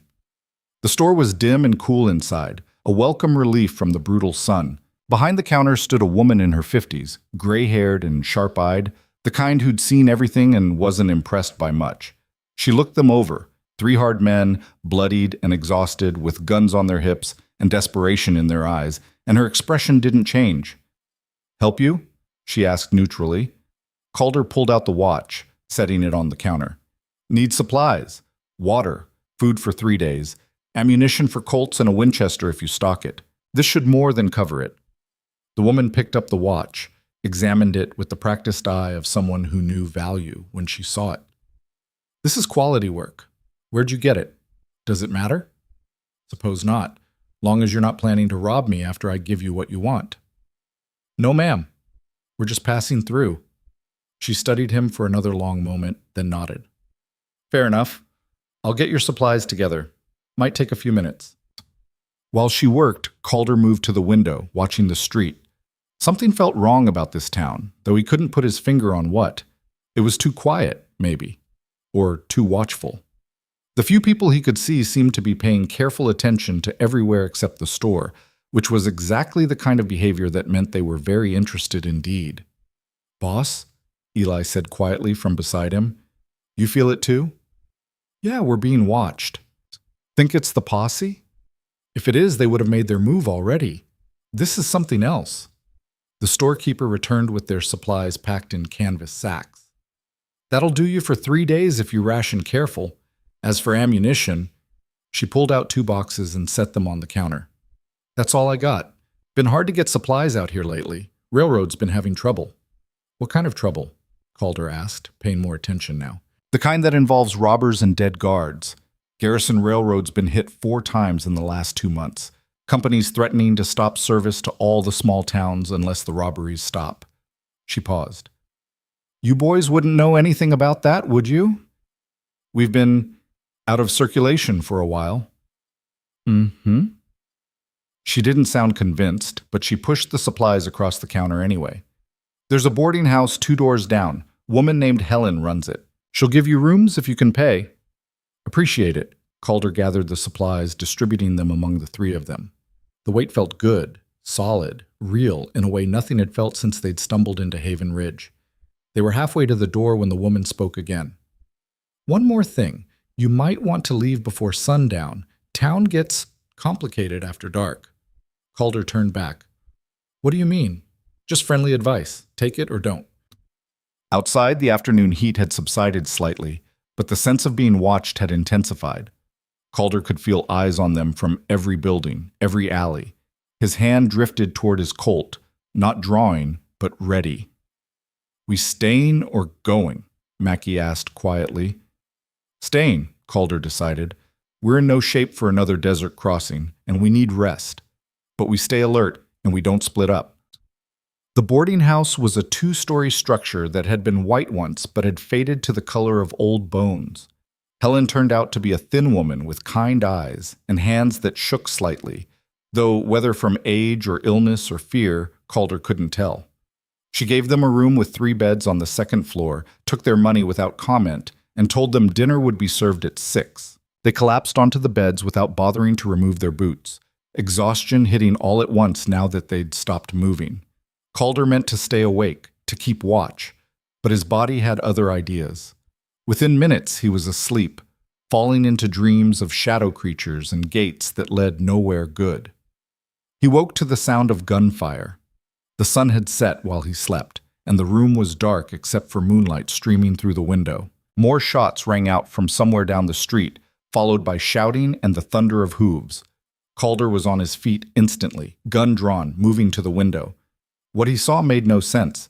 The street below was chaos, but not the kind he understood. Men on horseback were riding through town, firing into buildings, but they moved wrong, too fast, too coordinated, almost like they were following a script. And the townspeople were fighting back, but their resistance seemed half-hearted, performative. What the hell? Mackie had joined him at the window, equally confused. One of the riders pulled up directly below their window, and in the moonlight Calder could see his face clearly. The man was young, maybe 30, with a wild grin and a bandana covering his nose and mouth. He fired 3 shots into the saloon, wheeled his horse around, and shouted something Calder couldn't make out. Then he did make it out, and everything clicked into place. Again from the top, the rider yelled. Jensen, you're missing your cue, and for hell's sake, somebody tell the piano player to actually play this time. It's a show, Eli said, having joined them at the window. They're performing. Calder watched as the raid started over, the riders approaching from the far end of town, the townspeople taking cover in the exact same spots they'd used before. It was like watching a stage play, except the stage was a real town and the actors were people who lived here. Why? Mackie asked the question they were all thinking. Before anyone could answer, their door burst open. Helen stood there, her earlier kindness replaced by cold calculation, and behind her were 3 men with rifles pointed at Calder's crew. Don't move, she said flatly. Don't speak. Don't even think about reaching for those guns. Calder froze, hands carefully visible. What is this? This is Redemption's particular curse, Helen replied. And you 3 just walked right into it. The men with rifles gestured for them to move downstairs, keeping their weapons trained and ready. Calder, Eli, and Mackie had no choice but to comply, though Calder's mind was already working angles, looking for opportunities. They were herded into the boarding house parlor, where more townspeople waited, all of them armed, all of them watching with expressions that mixed fear and resignation. A man stepped forward from the group, older than the others, with a sheriff's badge pinned to his vest. I'm Sheriff Morrison. You boys picked a bad night to stay in Redemption. We didn't pick anything, Calder replied. We just needed rest and supplies. Well, you're going to provide a different kind of supply now. Morrison gestured out the window where the performance was still ongoing. See that? That's our curse. Every night we have to stage a robbery. Has to be convincing, has to follow the script, and someone has to die. Real death, not fake. That's the price we pay. Price for what? For what we did. Morrison's face was grim. This town was founded by a group of actors and outlaws working together. We'd stage fake robberies, scare wealthy travelers into paying protection money, and split the profits. Worked for years until we scared the wrong person, a young woman traveling alone. She died of fright when we surrounded her wagon, and with her last breath she cursed us. Said we'd perform our crimes every night for eternity, and someone would die each time, just like she did.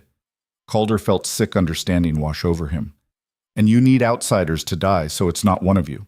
We try to use drifters, people no one will miss. Usually we can spot them before they settle in for the night, send them on their way with some excuse. But you three, Morrison shook his head. You were asleep before we could warn you off. And now that the sun's down, the curse is active. Someone has to die in tonight's performance. The script demands it. So you're going to murder us to satisfy some curse you brought on yourselves? Eli's voice was sharp with anger. That's your solution? Not murder, Helen said quietly. Sacrifice. We draw lots. Fair and square. One of you will be chosen to play the role of the victim. The other two go free. And what happens to the one chosen? Mackie asked. No one answered, which was answer enough. Calder looked at his remaining crew. Eli, young and angry, and so full of potential it hurt to look at. Mackie, loyal to a fault, the strongest man he'd ever known. He thought of Dutch, already dead and buried in the desert. He thought of Slade, taken by the keepers. He thought of all the men he'd lost over the years, all the death that had followed him like a shadow. I'll do it, he said. No lottery. I volunteer. Boss, no! Eli stepped forward, but the rifles swung toward him and he froze. It makes sense, Calder continued, his voice calm despite the hammering of his heart. I'm the oldest. I've lived the hardest. And I've got the most blood on my hands. If anyone deserves to pay a price, it's me. That's not how this works, Morrison protested. The curse requires random selection. We can't just choose someone. Then change the rules. You're already sacrificing innocents to save yourselves. Seems like the rules are pretty flexible. Calder met the sheriff's eyes. Or is the curse really about fairness? Or is it about you people being too cowardly to face what you've done? Morrison flinched like he'd been slapped. Several of the other townspeople looked away, shame written on their faces. Helen's hands shook harder. He's right, she said quietly. We tell ourselves it's the curse that makes us do this, that we have no choice. But the truth is we've always had a choice.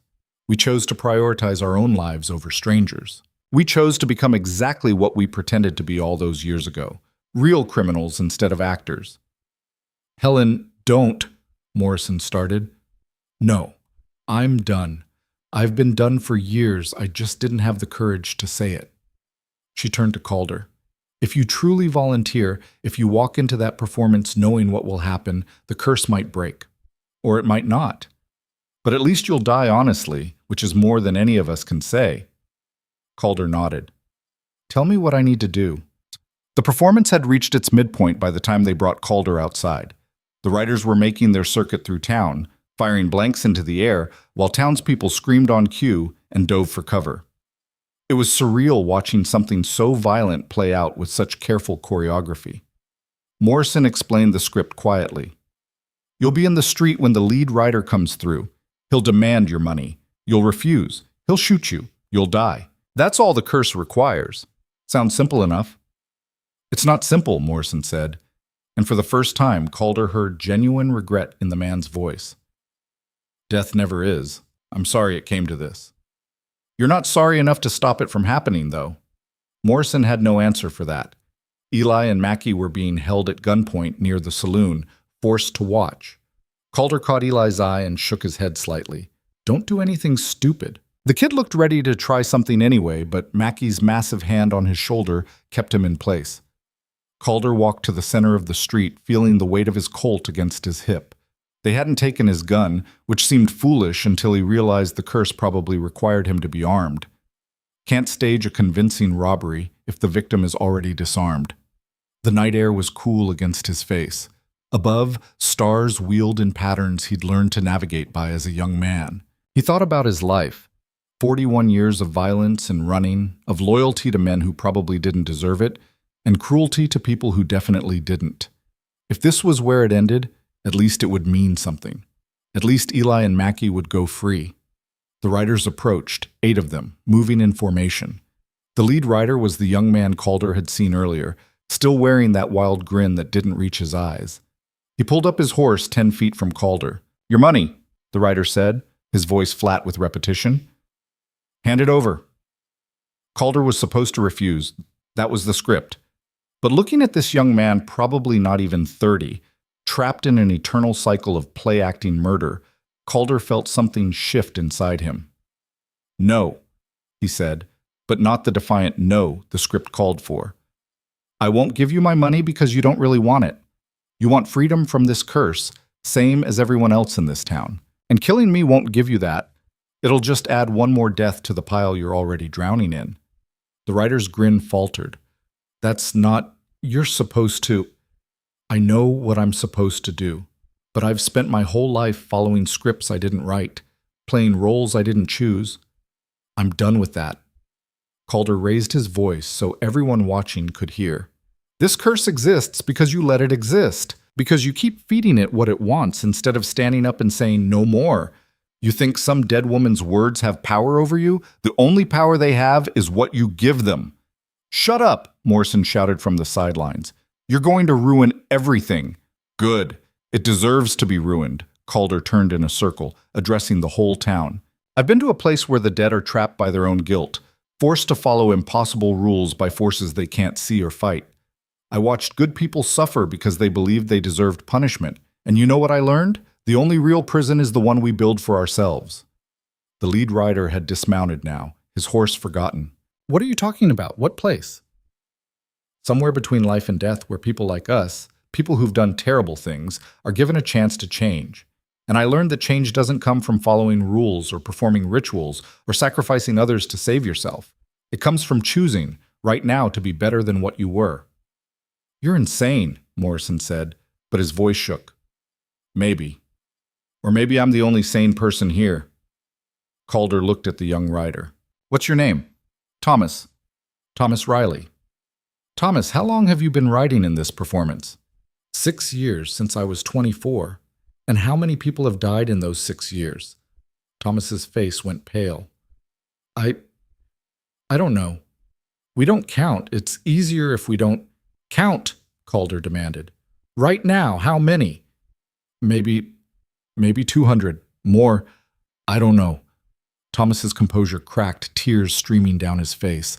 "I don't want to do this anymore. None of us do. But if we stop, if we don't complete the performance, the curse will what? Kill you?" "You're already dead, Thomas. All of you are. You died the moment you let fear turn you into monsters." Calder drew his Colt, and rifles immediately trained on him from every direction, but he didn't point it at anyone. Instead, he held it out to Thomas. "Take it. Shoot me if that's what the curse requires. But do it knowing that you chose it, that you had a chance to break free and picked murder instead." Thomas stared at the gun like it was a snake. "I can't." "Then don't. Choose differently. Everyone here, right now, choose differently." Silence fell over Redemption, broken only by the wind and the nervous stamping of horses. Calder could feel the moment balanced on a knife's edge, could feel the weight of every eye on him. Helen was the first to lower her weapon. "He's right. I'm done. I won't be part of this anymore." "Helen, no!" Morrison moved toward her. "The curse, I don't care about the curse. I don't care if I die tonight. At least I'll die clean." She threw her rifle down and stepped into the street beside Calder. "I choose differently." One by one, others joined her. The piano player from the saloon, the shopkeeper. 3 of the riders dismounted and walked away from their horses. Not everyone. Morrison and several others held firm, still trapped by their fear. But enough. Enough to matter. The air began to change, growing heavier, electric with possibility. Calder felt it building, the same sensation he'd felt when they'd broken the gate at Haven Ridge. The curse was trying to reassert itself, trying to force the performance to its conclusion, but the foundation it relied on, the willing participation of the cursed, was crumbling. Thomas still held Calder's gun, his hands shaking. "What happens now?" "Now we find out if I'm right, or if I just got us all killed," Calder admitted. The wind picked up, howling through the street, and with it came a voice, female, young, full of pain and rage. The same voice that had cursed this town all those years ago. "You broke the compact," it screamed. "You accepted the terms. Someone must die." "Then take me," Calder said into the wind. "I volunteer, not as part of your performance, not to save these people from consequences. I volunteer because I choose to, because it's right, and I ask that you release everyone else." The wind intensified until it was nearly impossible to stand. Calder felt something pulling at him, trying to drag him away, and he knew that beyond the wind waited the same darkness that had claimed Kendrick and Slade. But he stood firm, feet planted, refusing to yield. "You have no power to bargain," the voice shrieked. "Neither do you. Not anymore. These people aren't afraid of you. They're not feeding you with their guilt and fear. You're just a ghost screaming into the void." Calder smiled grimly. "And ghosts can't hurt the living unless the living let them." The voice screamed one final time, a sound of pure frustration, and then it was gone. The wind died instantly, leaving only natural desert air. The oppressive weight that had hung over Redemption lifted like fog burned away by morning sun. For a long moment no one moved. Then Helen laughed, a sound of pure relief and joy that spread through the crowd like wildfire. People embraced, some crying, others laughing, all of them free for the first time in years. Thomas handed Calder back his gun. "Thank you. I don't know how you knew that would work, but thank you." "I didn't know. I just believed it should." Calder holstered his Colt. "What you do with this freedom is up to you. Choose wisely." Morrison approached, his face ashen. "You had no right to risk all our lives on a belief. You had no right to murder 200 people to save your own skins." "I'd say we're even." Calder turned away from him, done with men who couldn't see beyond their own fear. Eli and Mackie met him at the edge of the street, both of them looking at him like they'd never seen him before. "That was either the bravest or stupidest thing you've ever done," Mackie said. "Probably both." Calder felt exhaustion crashing over him again, the adrenaline fading to leave only bone-deep weariness. "Let's get out of this town. I've had enough of curses for one lifetime." They retrieved their supplies from the boarding house and left Redemption that night, walking under stars that seemed brighter somehow, clearer. Behind them, the town was celebrating its freedom, and Calder hoped they'd use it for something better than what they'd been doing. "Boss," Eli said as they walked, "what you said back there about Haven Ridge and choosing to be better, did you mean it?" "Every word." "Then what are we now? We're still outlaws with prices on our heads? Still wanted men?" Calder thought about that, about Dutch buried in the desert and Slade lost to the keepers, about townsfolk who'd sacrificed themselves so strangers could live, about a light that promised redemption when death finally came. "We're works in progress," he said finally, "same as everyone else. We made mistakes, did terrible things, and we can't take any of it back. But we can try to do better going forward. That's all anyone can do." They walked on through the desert night, three men bound by shared trauma and stubborn loyalty, carrying the weight of their sins but also the possibility of grace. The road ahead was uncertain, filled with danger and consequence. But for the first time in a long time, Calder felt something he'd thought was lost forever. He felt hope. Dawn found them camped in a canyon 20 miles from Redemption, huddled around a small fire that gave more comfort than heat. None of them had slept much. Every time Calder closed his eyes, he saw Dutch's face going still, saw the keepers reaching with their shadow claws, saw that woman of light offering redemption he didn't deserve. Mackie was cleaning his rifle with methodical precision, the kind of repetitive task that kept hands busy and minds from wandering too far into dark places. Eli sat apart from them, staring into the flames with an intensity that worried Calder. "You gonna tell me what's eating you, kid?" Calder asked finally.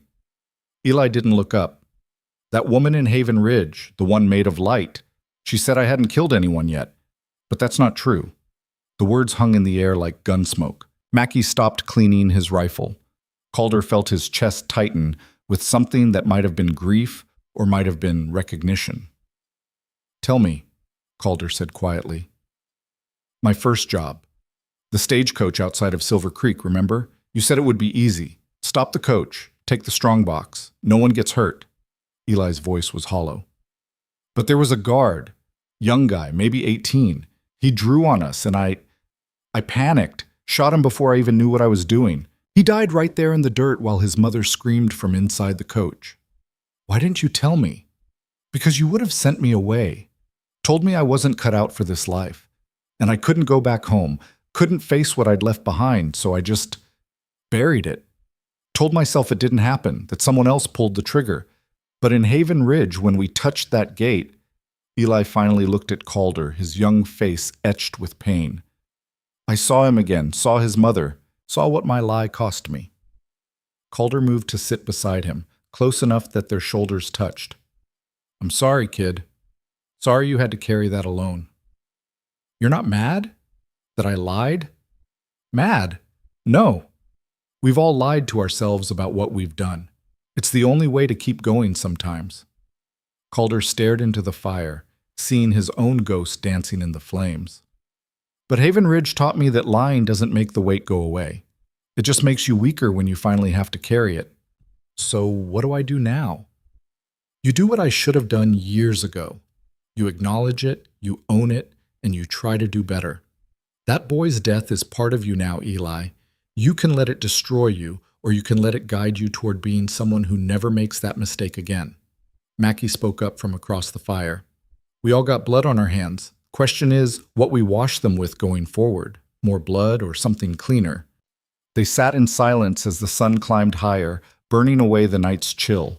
Calder knew they needed to make decisions about where to go, what to do, how to survive in a world that wanted them dead or imprisoned. But for the moment, just sitting together felt like enough. That peace shattered with the sound of approaching horses. All three of them were on their feet instantly, guns drawn, scanning the canyon rim. 6 riders appeared, silhouetted against the morning sky, and Calder's heart sank as he recognized the glint of marshal badges. Calder Voss! The voice echoed off the canyon walls. This is Marshal Henry Wade. You and your men are surrounded. Throw down your weapons and surrender. Calder's mind raced through options, finding none that ended well. They were trapped in the canyon with only one exit, outnumbered 2-1, low on ammunition. Fighting would be suicide. Running would just delay the inevitable. What do we do, boss? Eli asked, his voice steady despite the fear in his eyes. Before Calder could answer, one of the marshals rode forward, close enough that Calder could see his face clearly. He was older than the others, maybe 50, with gray streaking his beard and eyes that had seen too much violence. But there was something else in those eyes, something that looked almost like respect. I know what you did in Redemption, Wade called down. Word travels fast in small towns. They say you broke a curse that had been killing people for 6 years. Say you offered your own life to save strangers. Don't believe everything you hear, Marshal. I also know you killed a banker in Carthage 2 days ago, robbed his vault, left him bleeding out on the floor. His widow identified you from a photograph. Wade's voice hardened. And I know about the other jobs, Silver Creek, Tombstone, a dozen others. You're wanted men, Voss. That doesn't change because you did one decent thing. So what's this then? You giving me a chance to surrender peacefully before you gun us down? I'm giving you a choice. Wade dismounted, keeping his hands visible, and walked closer. The other marshals kept their rifles trained but didn't fire. You can fight and die right here in this canyon, or you can surrender, stand trial, and let a court decide your fate. Courts don't decide fate for men like us, Mackie rumbled. Just which tree the noose hangs from. Maybe. Or maybe juries are more forgiving than you think, especially when they hear what you did in Redemption. When they hear how you stood up to fear and saved lives instead of taking them. Wade stopped 20 feet away, close enough to be vulnerable if Calder wanted to shoot him. I've been chasing criminals for 23 years. Most of them were monsters who deserved everything they got. But some, he paused, some were just men who made bad choices and never found a way back to making good ones. You three have a chance to be the second kind. Don't waste it dying in a pointless gunfight. Calder looked at Eli and Mackie, seeing his own uncertainty reflected in their faces. Everything in him screamed to fight, to go out like Dutch had talked about, on his feet with a gun in his hand. That's what outlaws did. That's what the life demanded. But he'd also been to Haven Ridge. He'd seen what endless rebellion against consequence looked like. He'd watched people trap themselves with their own stubborn refusal to change. If we surrender, Calder said carefully, what happens to my men? Same as you, trial then sentencing based on the verdict.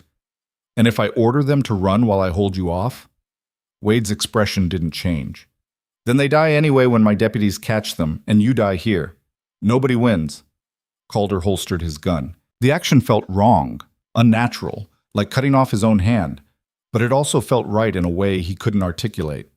Eli and Mackie stared at him in shock. "Boss, what are you doing?" Eli hissed. "Making a different choice." Calder raised his hands above his head. "Marshal Wade, we surrender, on one condition.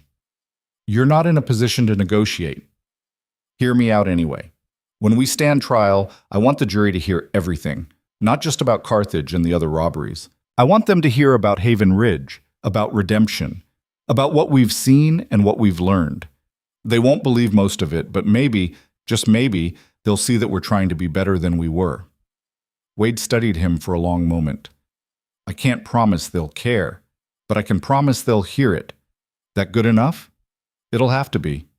The marshals came down into the canyon, moving with professional caution. They disarmed the 3 outlaws, bound their hands, and loaded them onto horses for the long ride back to civilization. As they climbed out of the canyon, Calder looked back at the campsite where they'd spent the night, at the dead fire and scattered supplies.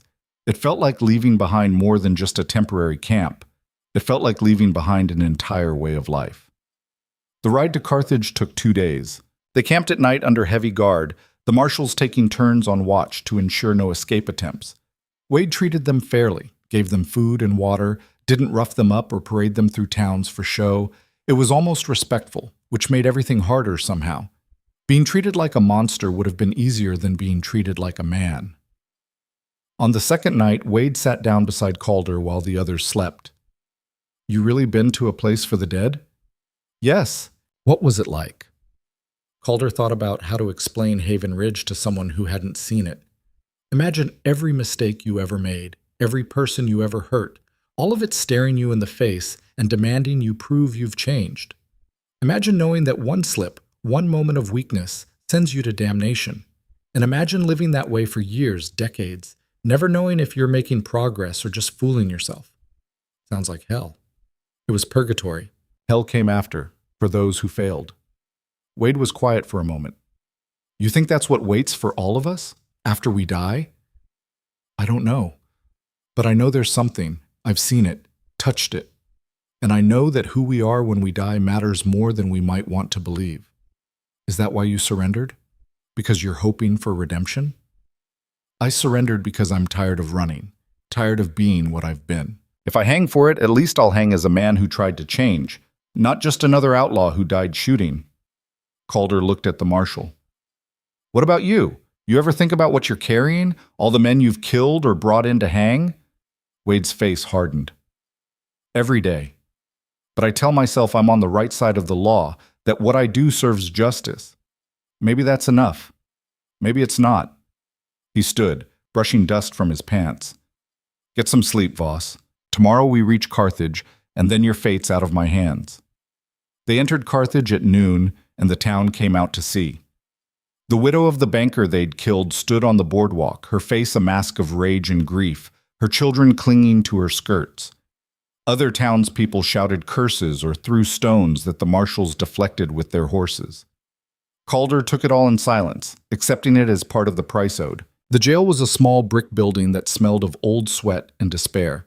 They were locked in separate cells, stripped of everything but their clothes, left to wait while the territorial judge made his way from Denver. That would take a week, Wade said. Maybe 2. The first night was the hardest. Lying on a thin mattress in a cage, staring at the ceiling, Calder felt the walls of his life pressing in. This was it. The end of the line.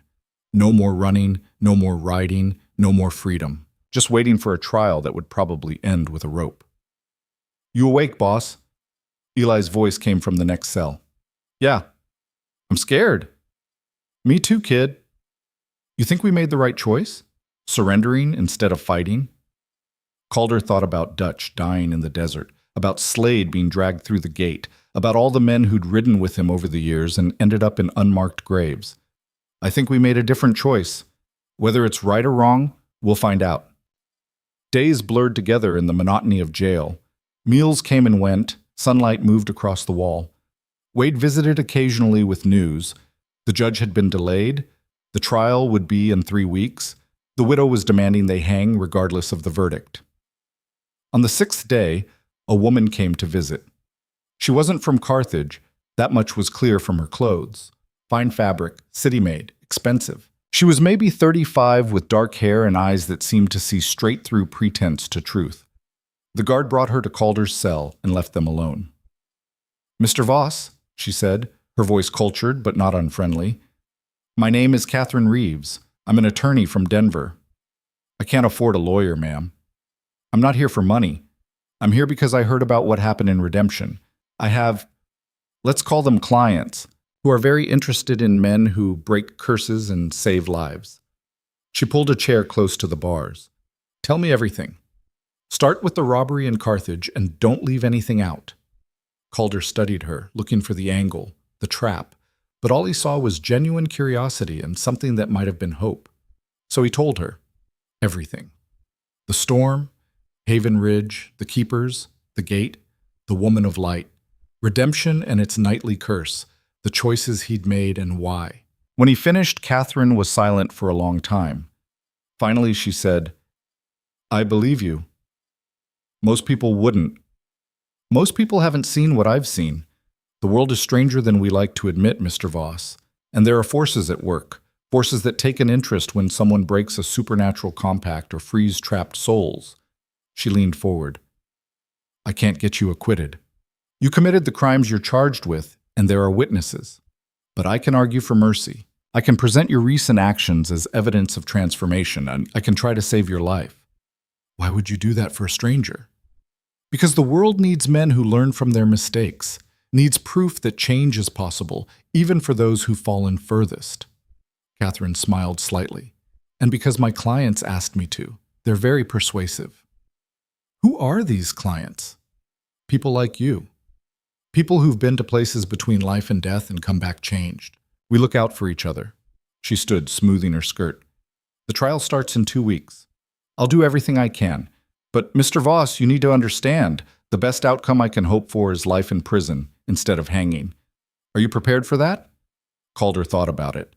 A cage for the rest of his days versus a quick drop and a sudden stop. Neither option was freedom, but one of them was time. And time meant the possibility of continuing to become something better. "I'm prepared," he said. The trial began on a Monday morning in late summer, the courthouse packed with spectators, hungry for justice, or just hungry for drama. The judge was a severe man named Blackwood, who made it clear from the start that he had no patience for theatrics or sentiment. The prosecution presented their case efficiently, witnesses who'd seen the robbery, the widow's tearful testimony, evidence of previous crimes across 3 territories. Catherine Reeves defended them with passionate precision. She didn't deny the crimes, but contextualized them, painting a picture of men shaped by war and hardship, making bad choices but not beyond redemption. She brought in witnesses from Redemption. Thomas Riley and Helen testified about the curse and how Calder had broken it. She presented statements from Haven Ridge survivors who'd made it out after the gate fell. The prosecution objected constantly, calling it all fantasy and distraction. Judge Blackwood allowed it, but made clear it wouldn't sway his judgment if the jury convicted. On the 4th day, Catherine called Calder to the stand. He walked to the witness box in chains, sat down, and looked out at the packed courtroom. He saw the banker's widow, her face carved from grief, saw townspeople who wanted blood, saw Eli and Mackie in their own chains, watching him. And in the back row, he saw faces he almost recognized, people with the same haunted look he'd seen in Haven Ridge, survivors of other supernatural trials. "Mr. Voss," Catherine began, "you've been called many things, outlaw, killer, criminal. Do you accept those labels?" "Yes, ma'am. They're all true." "Tell the court about the banker you killed in Carthage." Calder took a breath. "His name was Robert Hendricks. He was 42 years old, married with 3 children. I shot him because he'd reached for a gun under his desk when we were robbing his bank. I didn't have to kill him, could have wounded him, could have knocked him out. But I chose death because it was easier, because I'd done it so many times before that it didn't even register as a choice anymore. It was just what I did." The courtroom was absolutely silent. "And if you could go back," Catherine asked quietly, "what would you do differently?" Everything. I choose a different life entirely. But I can't go back, can't undo what I've done. All I can do is acknowledge it and try to be better going forward. Tell the court about Haven Ridge. So he did. He told them about the storm that didn't behave like a storm, about a town of the dead trying to earn redemption, about keepers and gates and the price of violence. He told them about the townsfolk who'd sacrificed themselves so strangers could escape, about breaking the compact and the woman of light who'd offered them all a second chance. The prosecution objected repeatedly, calling it fantasy, but Judge Blackwood let Calder speak. When he finished, the judge asked the question everyone was thinking. Mr. Voss, you expect this court to believe you've been to the afterlife and returned? No, Your Honor. I expect you to think I'm insane or lying, but I'm telling you the truth as I lived it. What you do with that truth is up to you. The jury deliberated for 6 hours. When they returned, their faces revealed nothing. The foreman stood, a local merchant named Peters who'd known the banker personally. In the matter of the territory versus Calder Voss, on the charge of murder, how do you find? Guilty. Calder felt the word land like a physical blow, but he didn't look away, didn't flinch. This was consequence, and he'd earned it. On the charge of armed robbery? Guilty. The same verdict came for Eli and Mackey, 3 men, guilty on all counts. Judge Blackwood looked at them with those severe eyes and said, You will be remanded to custody pending sentencing. This court is adjourned. Back in his cell that night, Calder waited for the despair to come. Instead, he felt something almost like peace. He'd told the truth. He'd faced what he'd done without hiding or making excuses. Whatever came next, at least he'd meet it honestly. Sentencing came a week later. The courtroom was even more packed than before, people standing against the walls craning to see. Judge Blackwood took his seat and looked down at the 3 condemned men. Calder Voss, Eli Cross, Mackey Thompson. You have been found guilty of murder and armed robbery. The penalty for these crimes is death by hanging. Calder felt Eli tense beside him, but kept his own face neutral. However, Blackwood continued, and Calder's heart skipped. This court has considered the testimonies presented by your counsel. While I cannot dismiss your crimes, I acknowledge that there appears to be genuine remorse and a legitimate effort toward reformation. Additionally, the testimonies from redemption, while extraordinary, have been corroborated by multiple witnesses. He paused, letting the tension build. Therefore, I am commuting your sentences. Calder Voss, you will serve 20 years in the territorial prison. Eli Cross, 10 years. Mackey Thompson, 15 years. You will be eligible for early release after serving 2/3 of your sentences, provided you demonstrate continued good behavior and genuine rehabilitation. The courtroom erupted, some shouting in approval, others in outrage. The banker's widow screamed that it wasn't enough, that they should hang. But Blackwood's gavel silenced them all. This court believes in justice, but also in the possibility of redemption. These men will have their chance to prove they deserve it. Court is adjourned. They were transferred to the territorial prison the next day, a grim stone fortress built into a hillside 50 miles from any town. The warden was a hard man named Sullivan, who made clear that 20 years could feel like forever if they caused trouble, or pass relatively quickly if they kept their heads down and worked. The first year was the hardest, adapting to routine, to being caged, to the violence that simmered constantly among men with nothing left to lose. Calder kept to himself, did his work in the prison quarry, and tried to become invisible. But word spread about the man who'd been to the land of the dead and returned. Other prisoners came to him with questions, seeking wisdom or hope, or just someone who understood that there was more to existence than what they could see and touch. Calder found himself becoming an unlikely counselor, listening to confessions and offering what little insight he'd gained. Eli threw himself into the prison library, reading everything he could find, educating himself in ways he'd never had the chance to before. Mackey worked in the blacksmith shop, his strength making him valuable and his quiet demeanor keeping him out of most conflicts. They saw each other during meals and yard time, a small crew of 3 holding together in a sea of isolation. 2 years in, Catherine Reeves visited. She brought news from the outside world. Redemption had become a proper town, no longer cursed, thriving under new leadership. Haven Ridge had been investigated by territorial authorities who'd found nothing but ruins, though several researchers reported feeling unusual atmospheric phenomena in the valley. Your story is spreading, Catherine told Calder through the visitor's glass. Becoming something of a legend. People are starting to believe that change is possible, even for those who've fallen the furthest. Is that good or bad? Depends on what they do with it, but I'd say more good than bad. She smiled. You're becoming a symbol, Mr. Voss, whether you wanted to or not.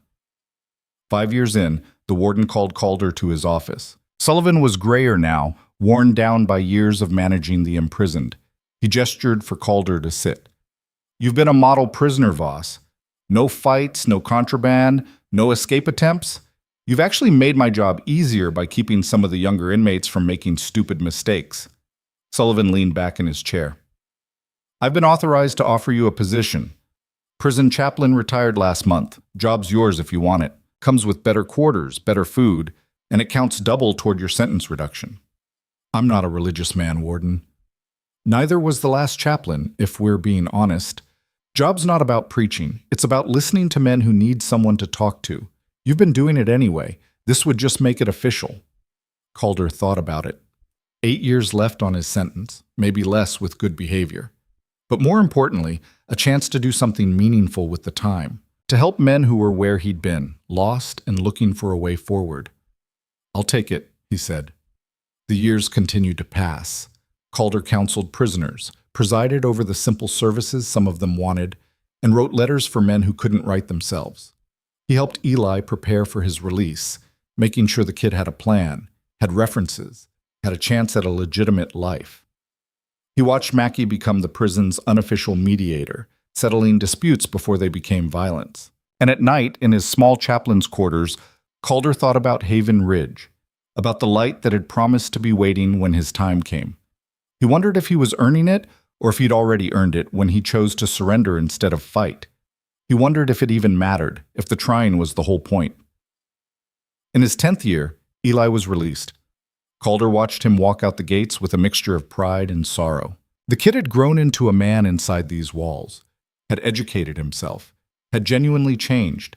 He had a job waiting at a law firm in Denver, Catherine Reeves had arranged it, and plans to help other ex-convicts find their footing.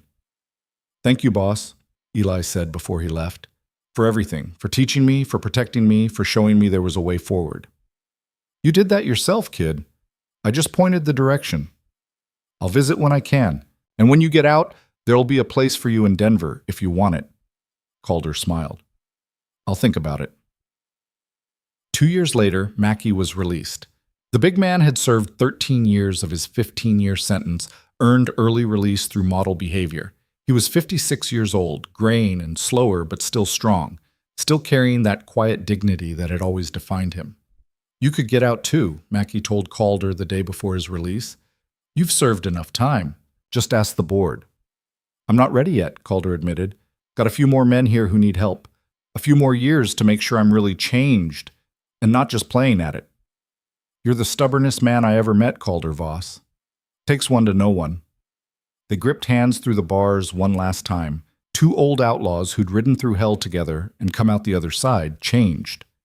In his 15th year, the warden's office called again. Sullivan was retiring, being replaced by a younger man named Morrison. No relation to the sheriff from Redemption, but the name still made Calder smile at the coincidence. Mr. Voss, Morrison said, I've reviewed your file. You've served 15 years of a 20-year sentence with exemplary behavior. I'm recommending you for immediate parole. I appreciate that, Warden, but nothing. You've paid your debt. You've transformed this prison's culture in ways that will outlast both of us. You've earned your freedom. Morrison slid papers across the desk. Sign these. You'll be released next week. Calder looked at the parole papers, at the official stamps and legal language that represented the end of his incarceration.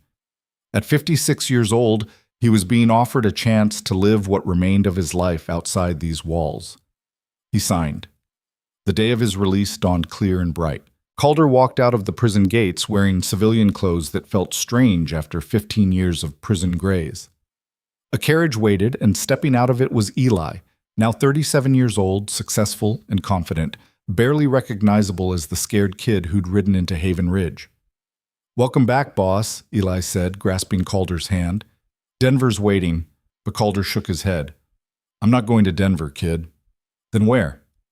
back to Haven Ridge. The valley where Haven Ridge had stood was empty when Calder arrived, riding a horse Eli had insisted he take.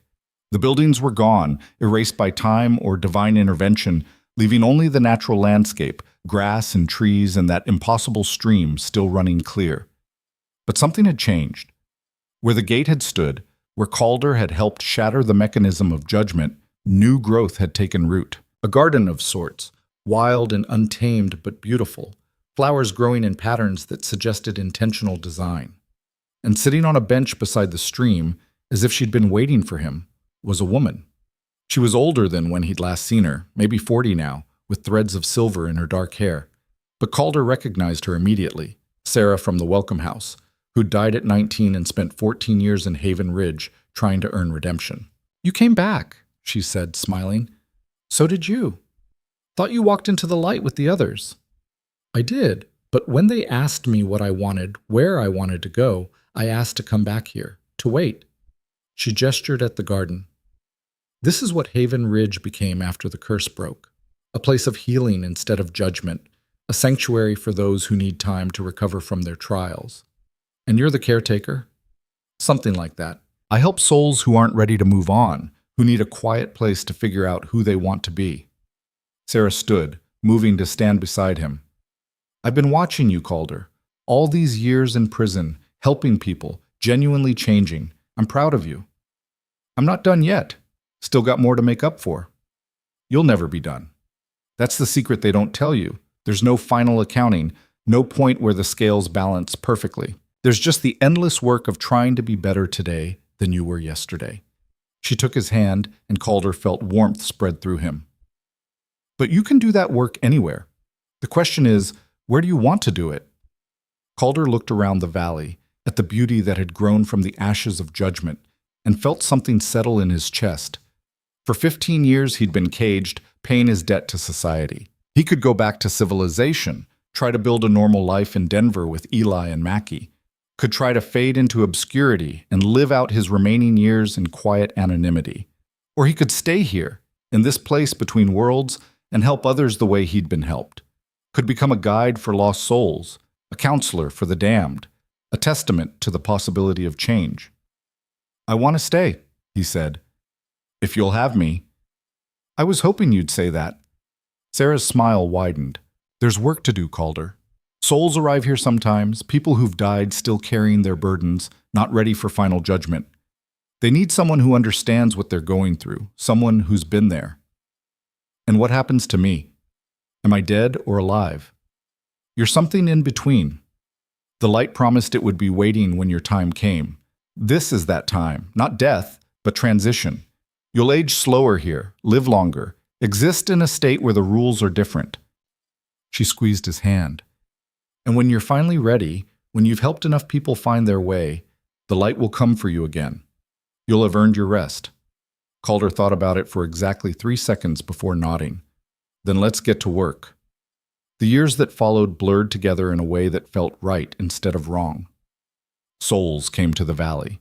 Some freshly dead and confused, others ancient and weary, all of them carrying burdens they needed to shed. Calder and Sarah helped them, counseling and listening and occasionally just sitting in silence while people worked through their pain. Eli visited sometimes, riding out from Denver with news of the outside world. He'd married, had children, built a life that Calder was proud to have played a small part in shaping. Mackie came less frequently, but always with stories, his visits growing shorter as age claimed him. On a spring morning 20 years after Calder had arrived in the valley, Mackie came for the last time. He was old now, past 80, his strength finally failing. They sat by the stream where Calder had first returned, watching the water flow. "I'm dying," Mackie said without preamble. "Doctor gives me a few months. I wanted to see this place one more time before the end." "I'm glad you came." "Me too." Mackie was quiet for a moment. "Boss, I got to know. When I die, what happens? Is the light real? Will I—" "It's real," Calder assured him. "And you've earned it, old friend. You changed, genuinely changed, and that matters. When your time comes, the light will be there. I promise. Will I see you again?" "Eventually, when my work here is done." They sat together until the sun began to set, two old outlaws who'd ridden through impossible places and come out the other side transformed. When Mackie finally left, riding slowly toward Denver, and the death that awaited him there, Calder felt at peace knowing his friend would be okay. The years continued their gentle passage. Calder aged, but slowly, his hair going white, his face gaining lines that spoke of wisdom rather than just wear. He helped hundreds of souls find their way, guided them through their pain and out the other side. And then, on a morning that felt no different from any other, Sarah came to him with an expression he couldn't quite read. "There's someone here to see you," she said.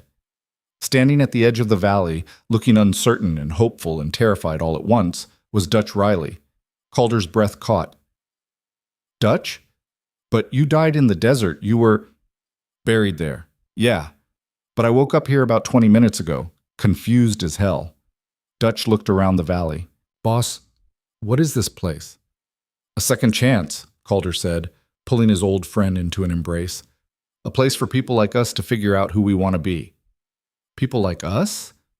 "The ones who fell but are trying to get back up. Come on, let me show you around." They walked through the garden, Calder explaining everything. About Haven Ridge's transformation, about the work he and Sarah did, about the souls who passed through seeking healing. Dutch listened with the same focus he'd brought to planning robberies all those years ago. "So you're saying I'm dead but not judged yet? Got a chance to make things right?" "That's exactly what I'm saying." "And you've been here, doing this, for how long?" 20 years, maybe 30. "Time works differently here," Dutch laughed, that same gap-toothed grin Calder remembered. "You always were stubborn about redemption. Guess it finally caught up with you." "Guess it did." More old friends came as the years passed. Slade appeared one day, confused and angry, and Calder spent months helping him work through the rage that had defined his life. Even Kendrick showed up eventually. The poison the keeper had left in him finally purged, ready to try again.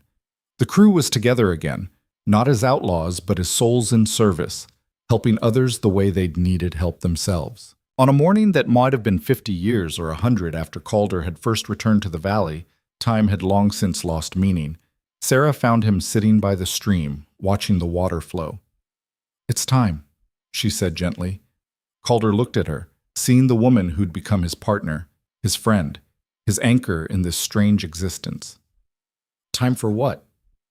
"For you to move on. You've helped everyone who needed helping, guided hundreds of souls toward peace. You've earned your rest, Calder." "I don't feel tired." "You don't have to be tired to be finished." She sat beside him, taking his hand. "The light is here. It's been waiting patiently, but it won't wait forever." And Calder could see it now, that same radiance he'd seen when the gate shattered, appearing in the air above the stream. It called to him without words, promising peace and understanding and an end to the endless work of becoming. "What about you?" he asked Sarah. "What about the others?" "We'll be fine. We'll continue the work until our own time comes. But you, Calder Voss, you're done. You've transformed from an outlaw running from consequence into a guide helping others find their way. You've earned what was promised." Calder stood, feeling lighter than he had in decades. Around him, souls began to appear, people he'd helped over the years, coming to say goodbye. Dutch and Mackie and Eli, all of them already touched by the light, already at peace. They smiled at him, and he smiled back. The light intensified, forming a path that led up and away, toward something Calder couldn't see but could feel. Warmth, acceptance, home. "Thank you," Sarah said, tears streaming down her face. "For everything." "Thank you for waiting," Calder replied, "for believing I could change." He stepped onto the path of light, and it welcomed him like an old friend. As he ascended, he looked back one final time at the valley that had been his prison and his sanctuary, his punishment and his salvation. Souls still arrived there, would always arrive there, seeking what he'd found, a chance to become something better than what they were. The valley would endure, the work would continue, and somewhere in the cycle of souls and judgment and redemption, Calder Voss had made a difference. The light claimed him fully, and he dissolved into warmth and peace, finally, home. Below, in the valley, new flowers bloomed where he'd stood, and the stream ran clear and bright, waiting for the next lost soul who would stumble through a storm into a place of second chances. And in the garden, Sarah smiled through her tears and whispered a prayer to forces she didn't fully understand, thanking them for the gift of knowing Calder Voss, the outlaw who'd learned that redemption wasn't about erasing the past. It was about building a better future, one choice at a time. The story of Haven Ridge passed into legend, told around campfires and in saloons, a tale of outlaws and curses and the possibility of change. Some believed it was true. Others dismissed it as fantasy. But those who listened carefully, who let the story sink into their hearts, understood the real truth buried in the legend. Everyone can change. Everyone deserves the chance. And sometimes, the hardest path, the one that leads through consequence and pain and honest reckoning with what you've done, is also the one that leads to grace. In a small town called Redemption, children grew up hearing about the strangers who'd broken a curse and taught their grandparents to choose differently. In Denver, Eli's children inherited his stories about a boss who'd saved his soul. And in a valley that existed somewhere between life and death, souls continued to arrive, seeking what Calder had found, and Sarah still offered. The work continued. The light waited. And in the endless dance between sin and redemption, between falling and rising, between who we were and who we might become, there remained always the possibility of grace. Always.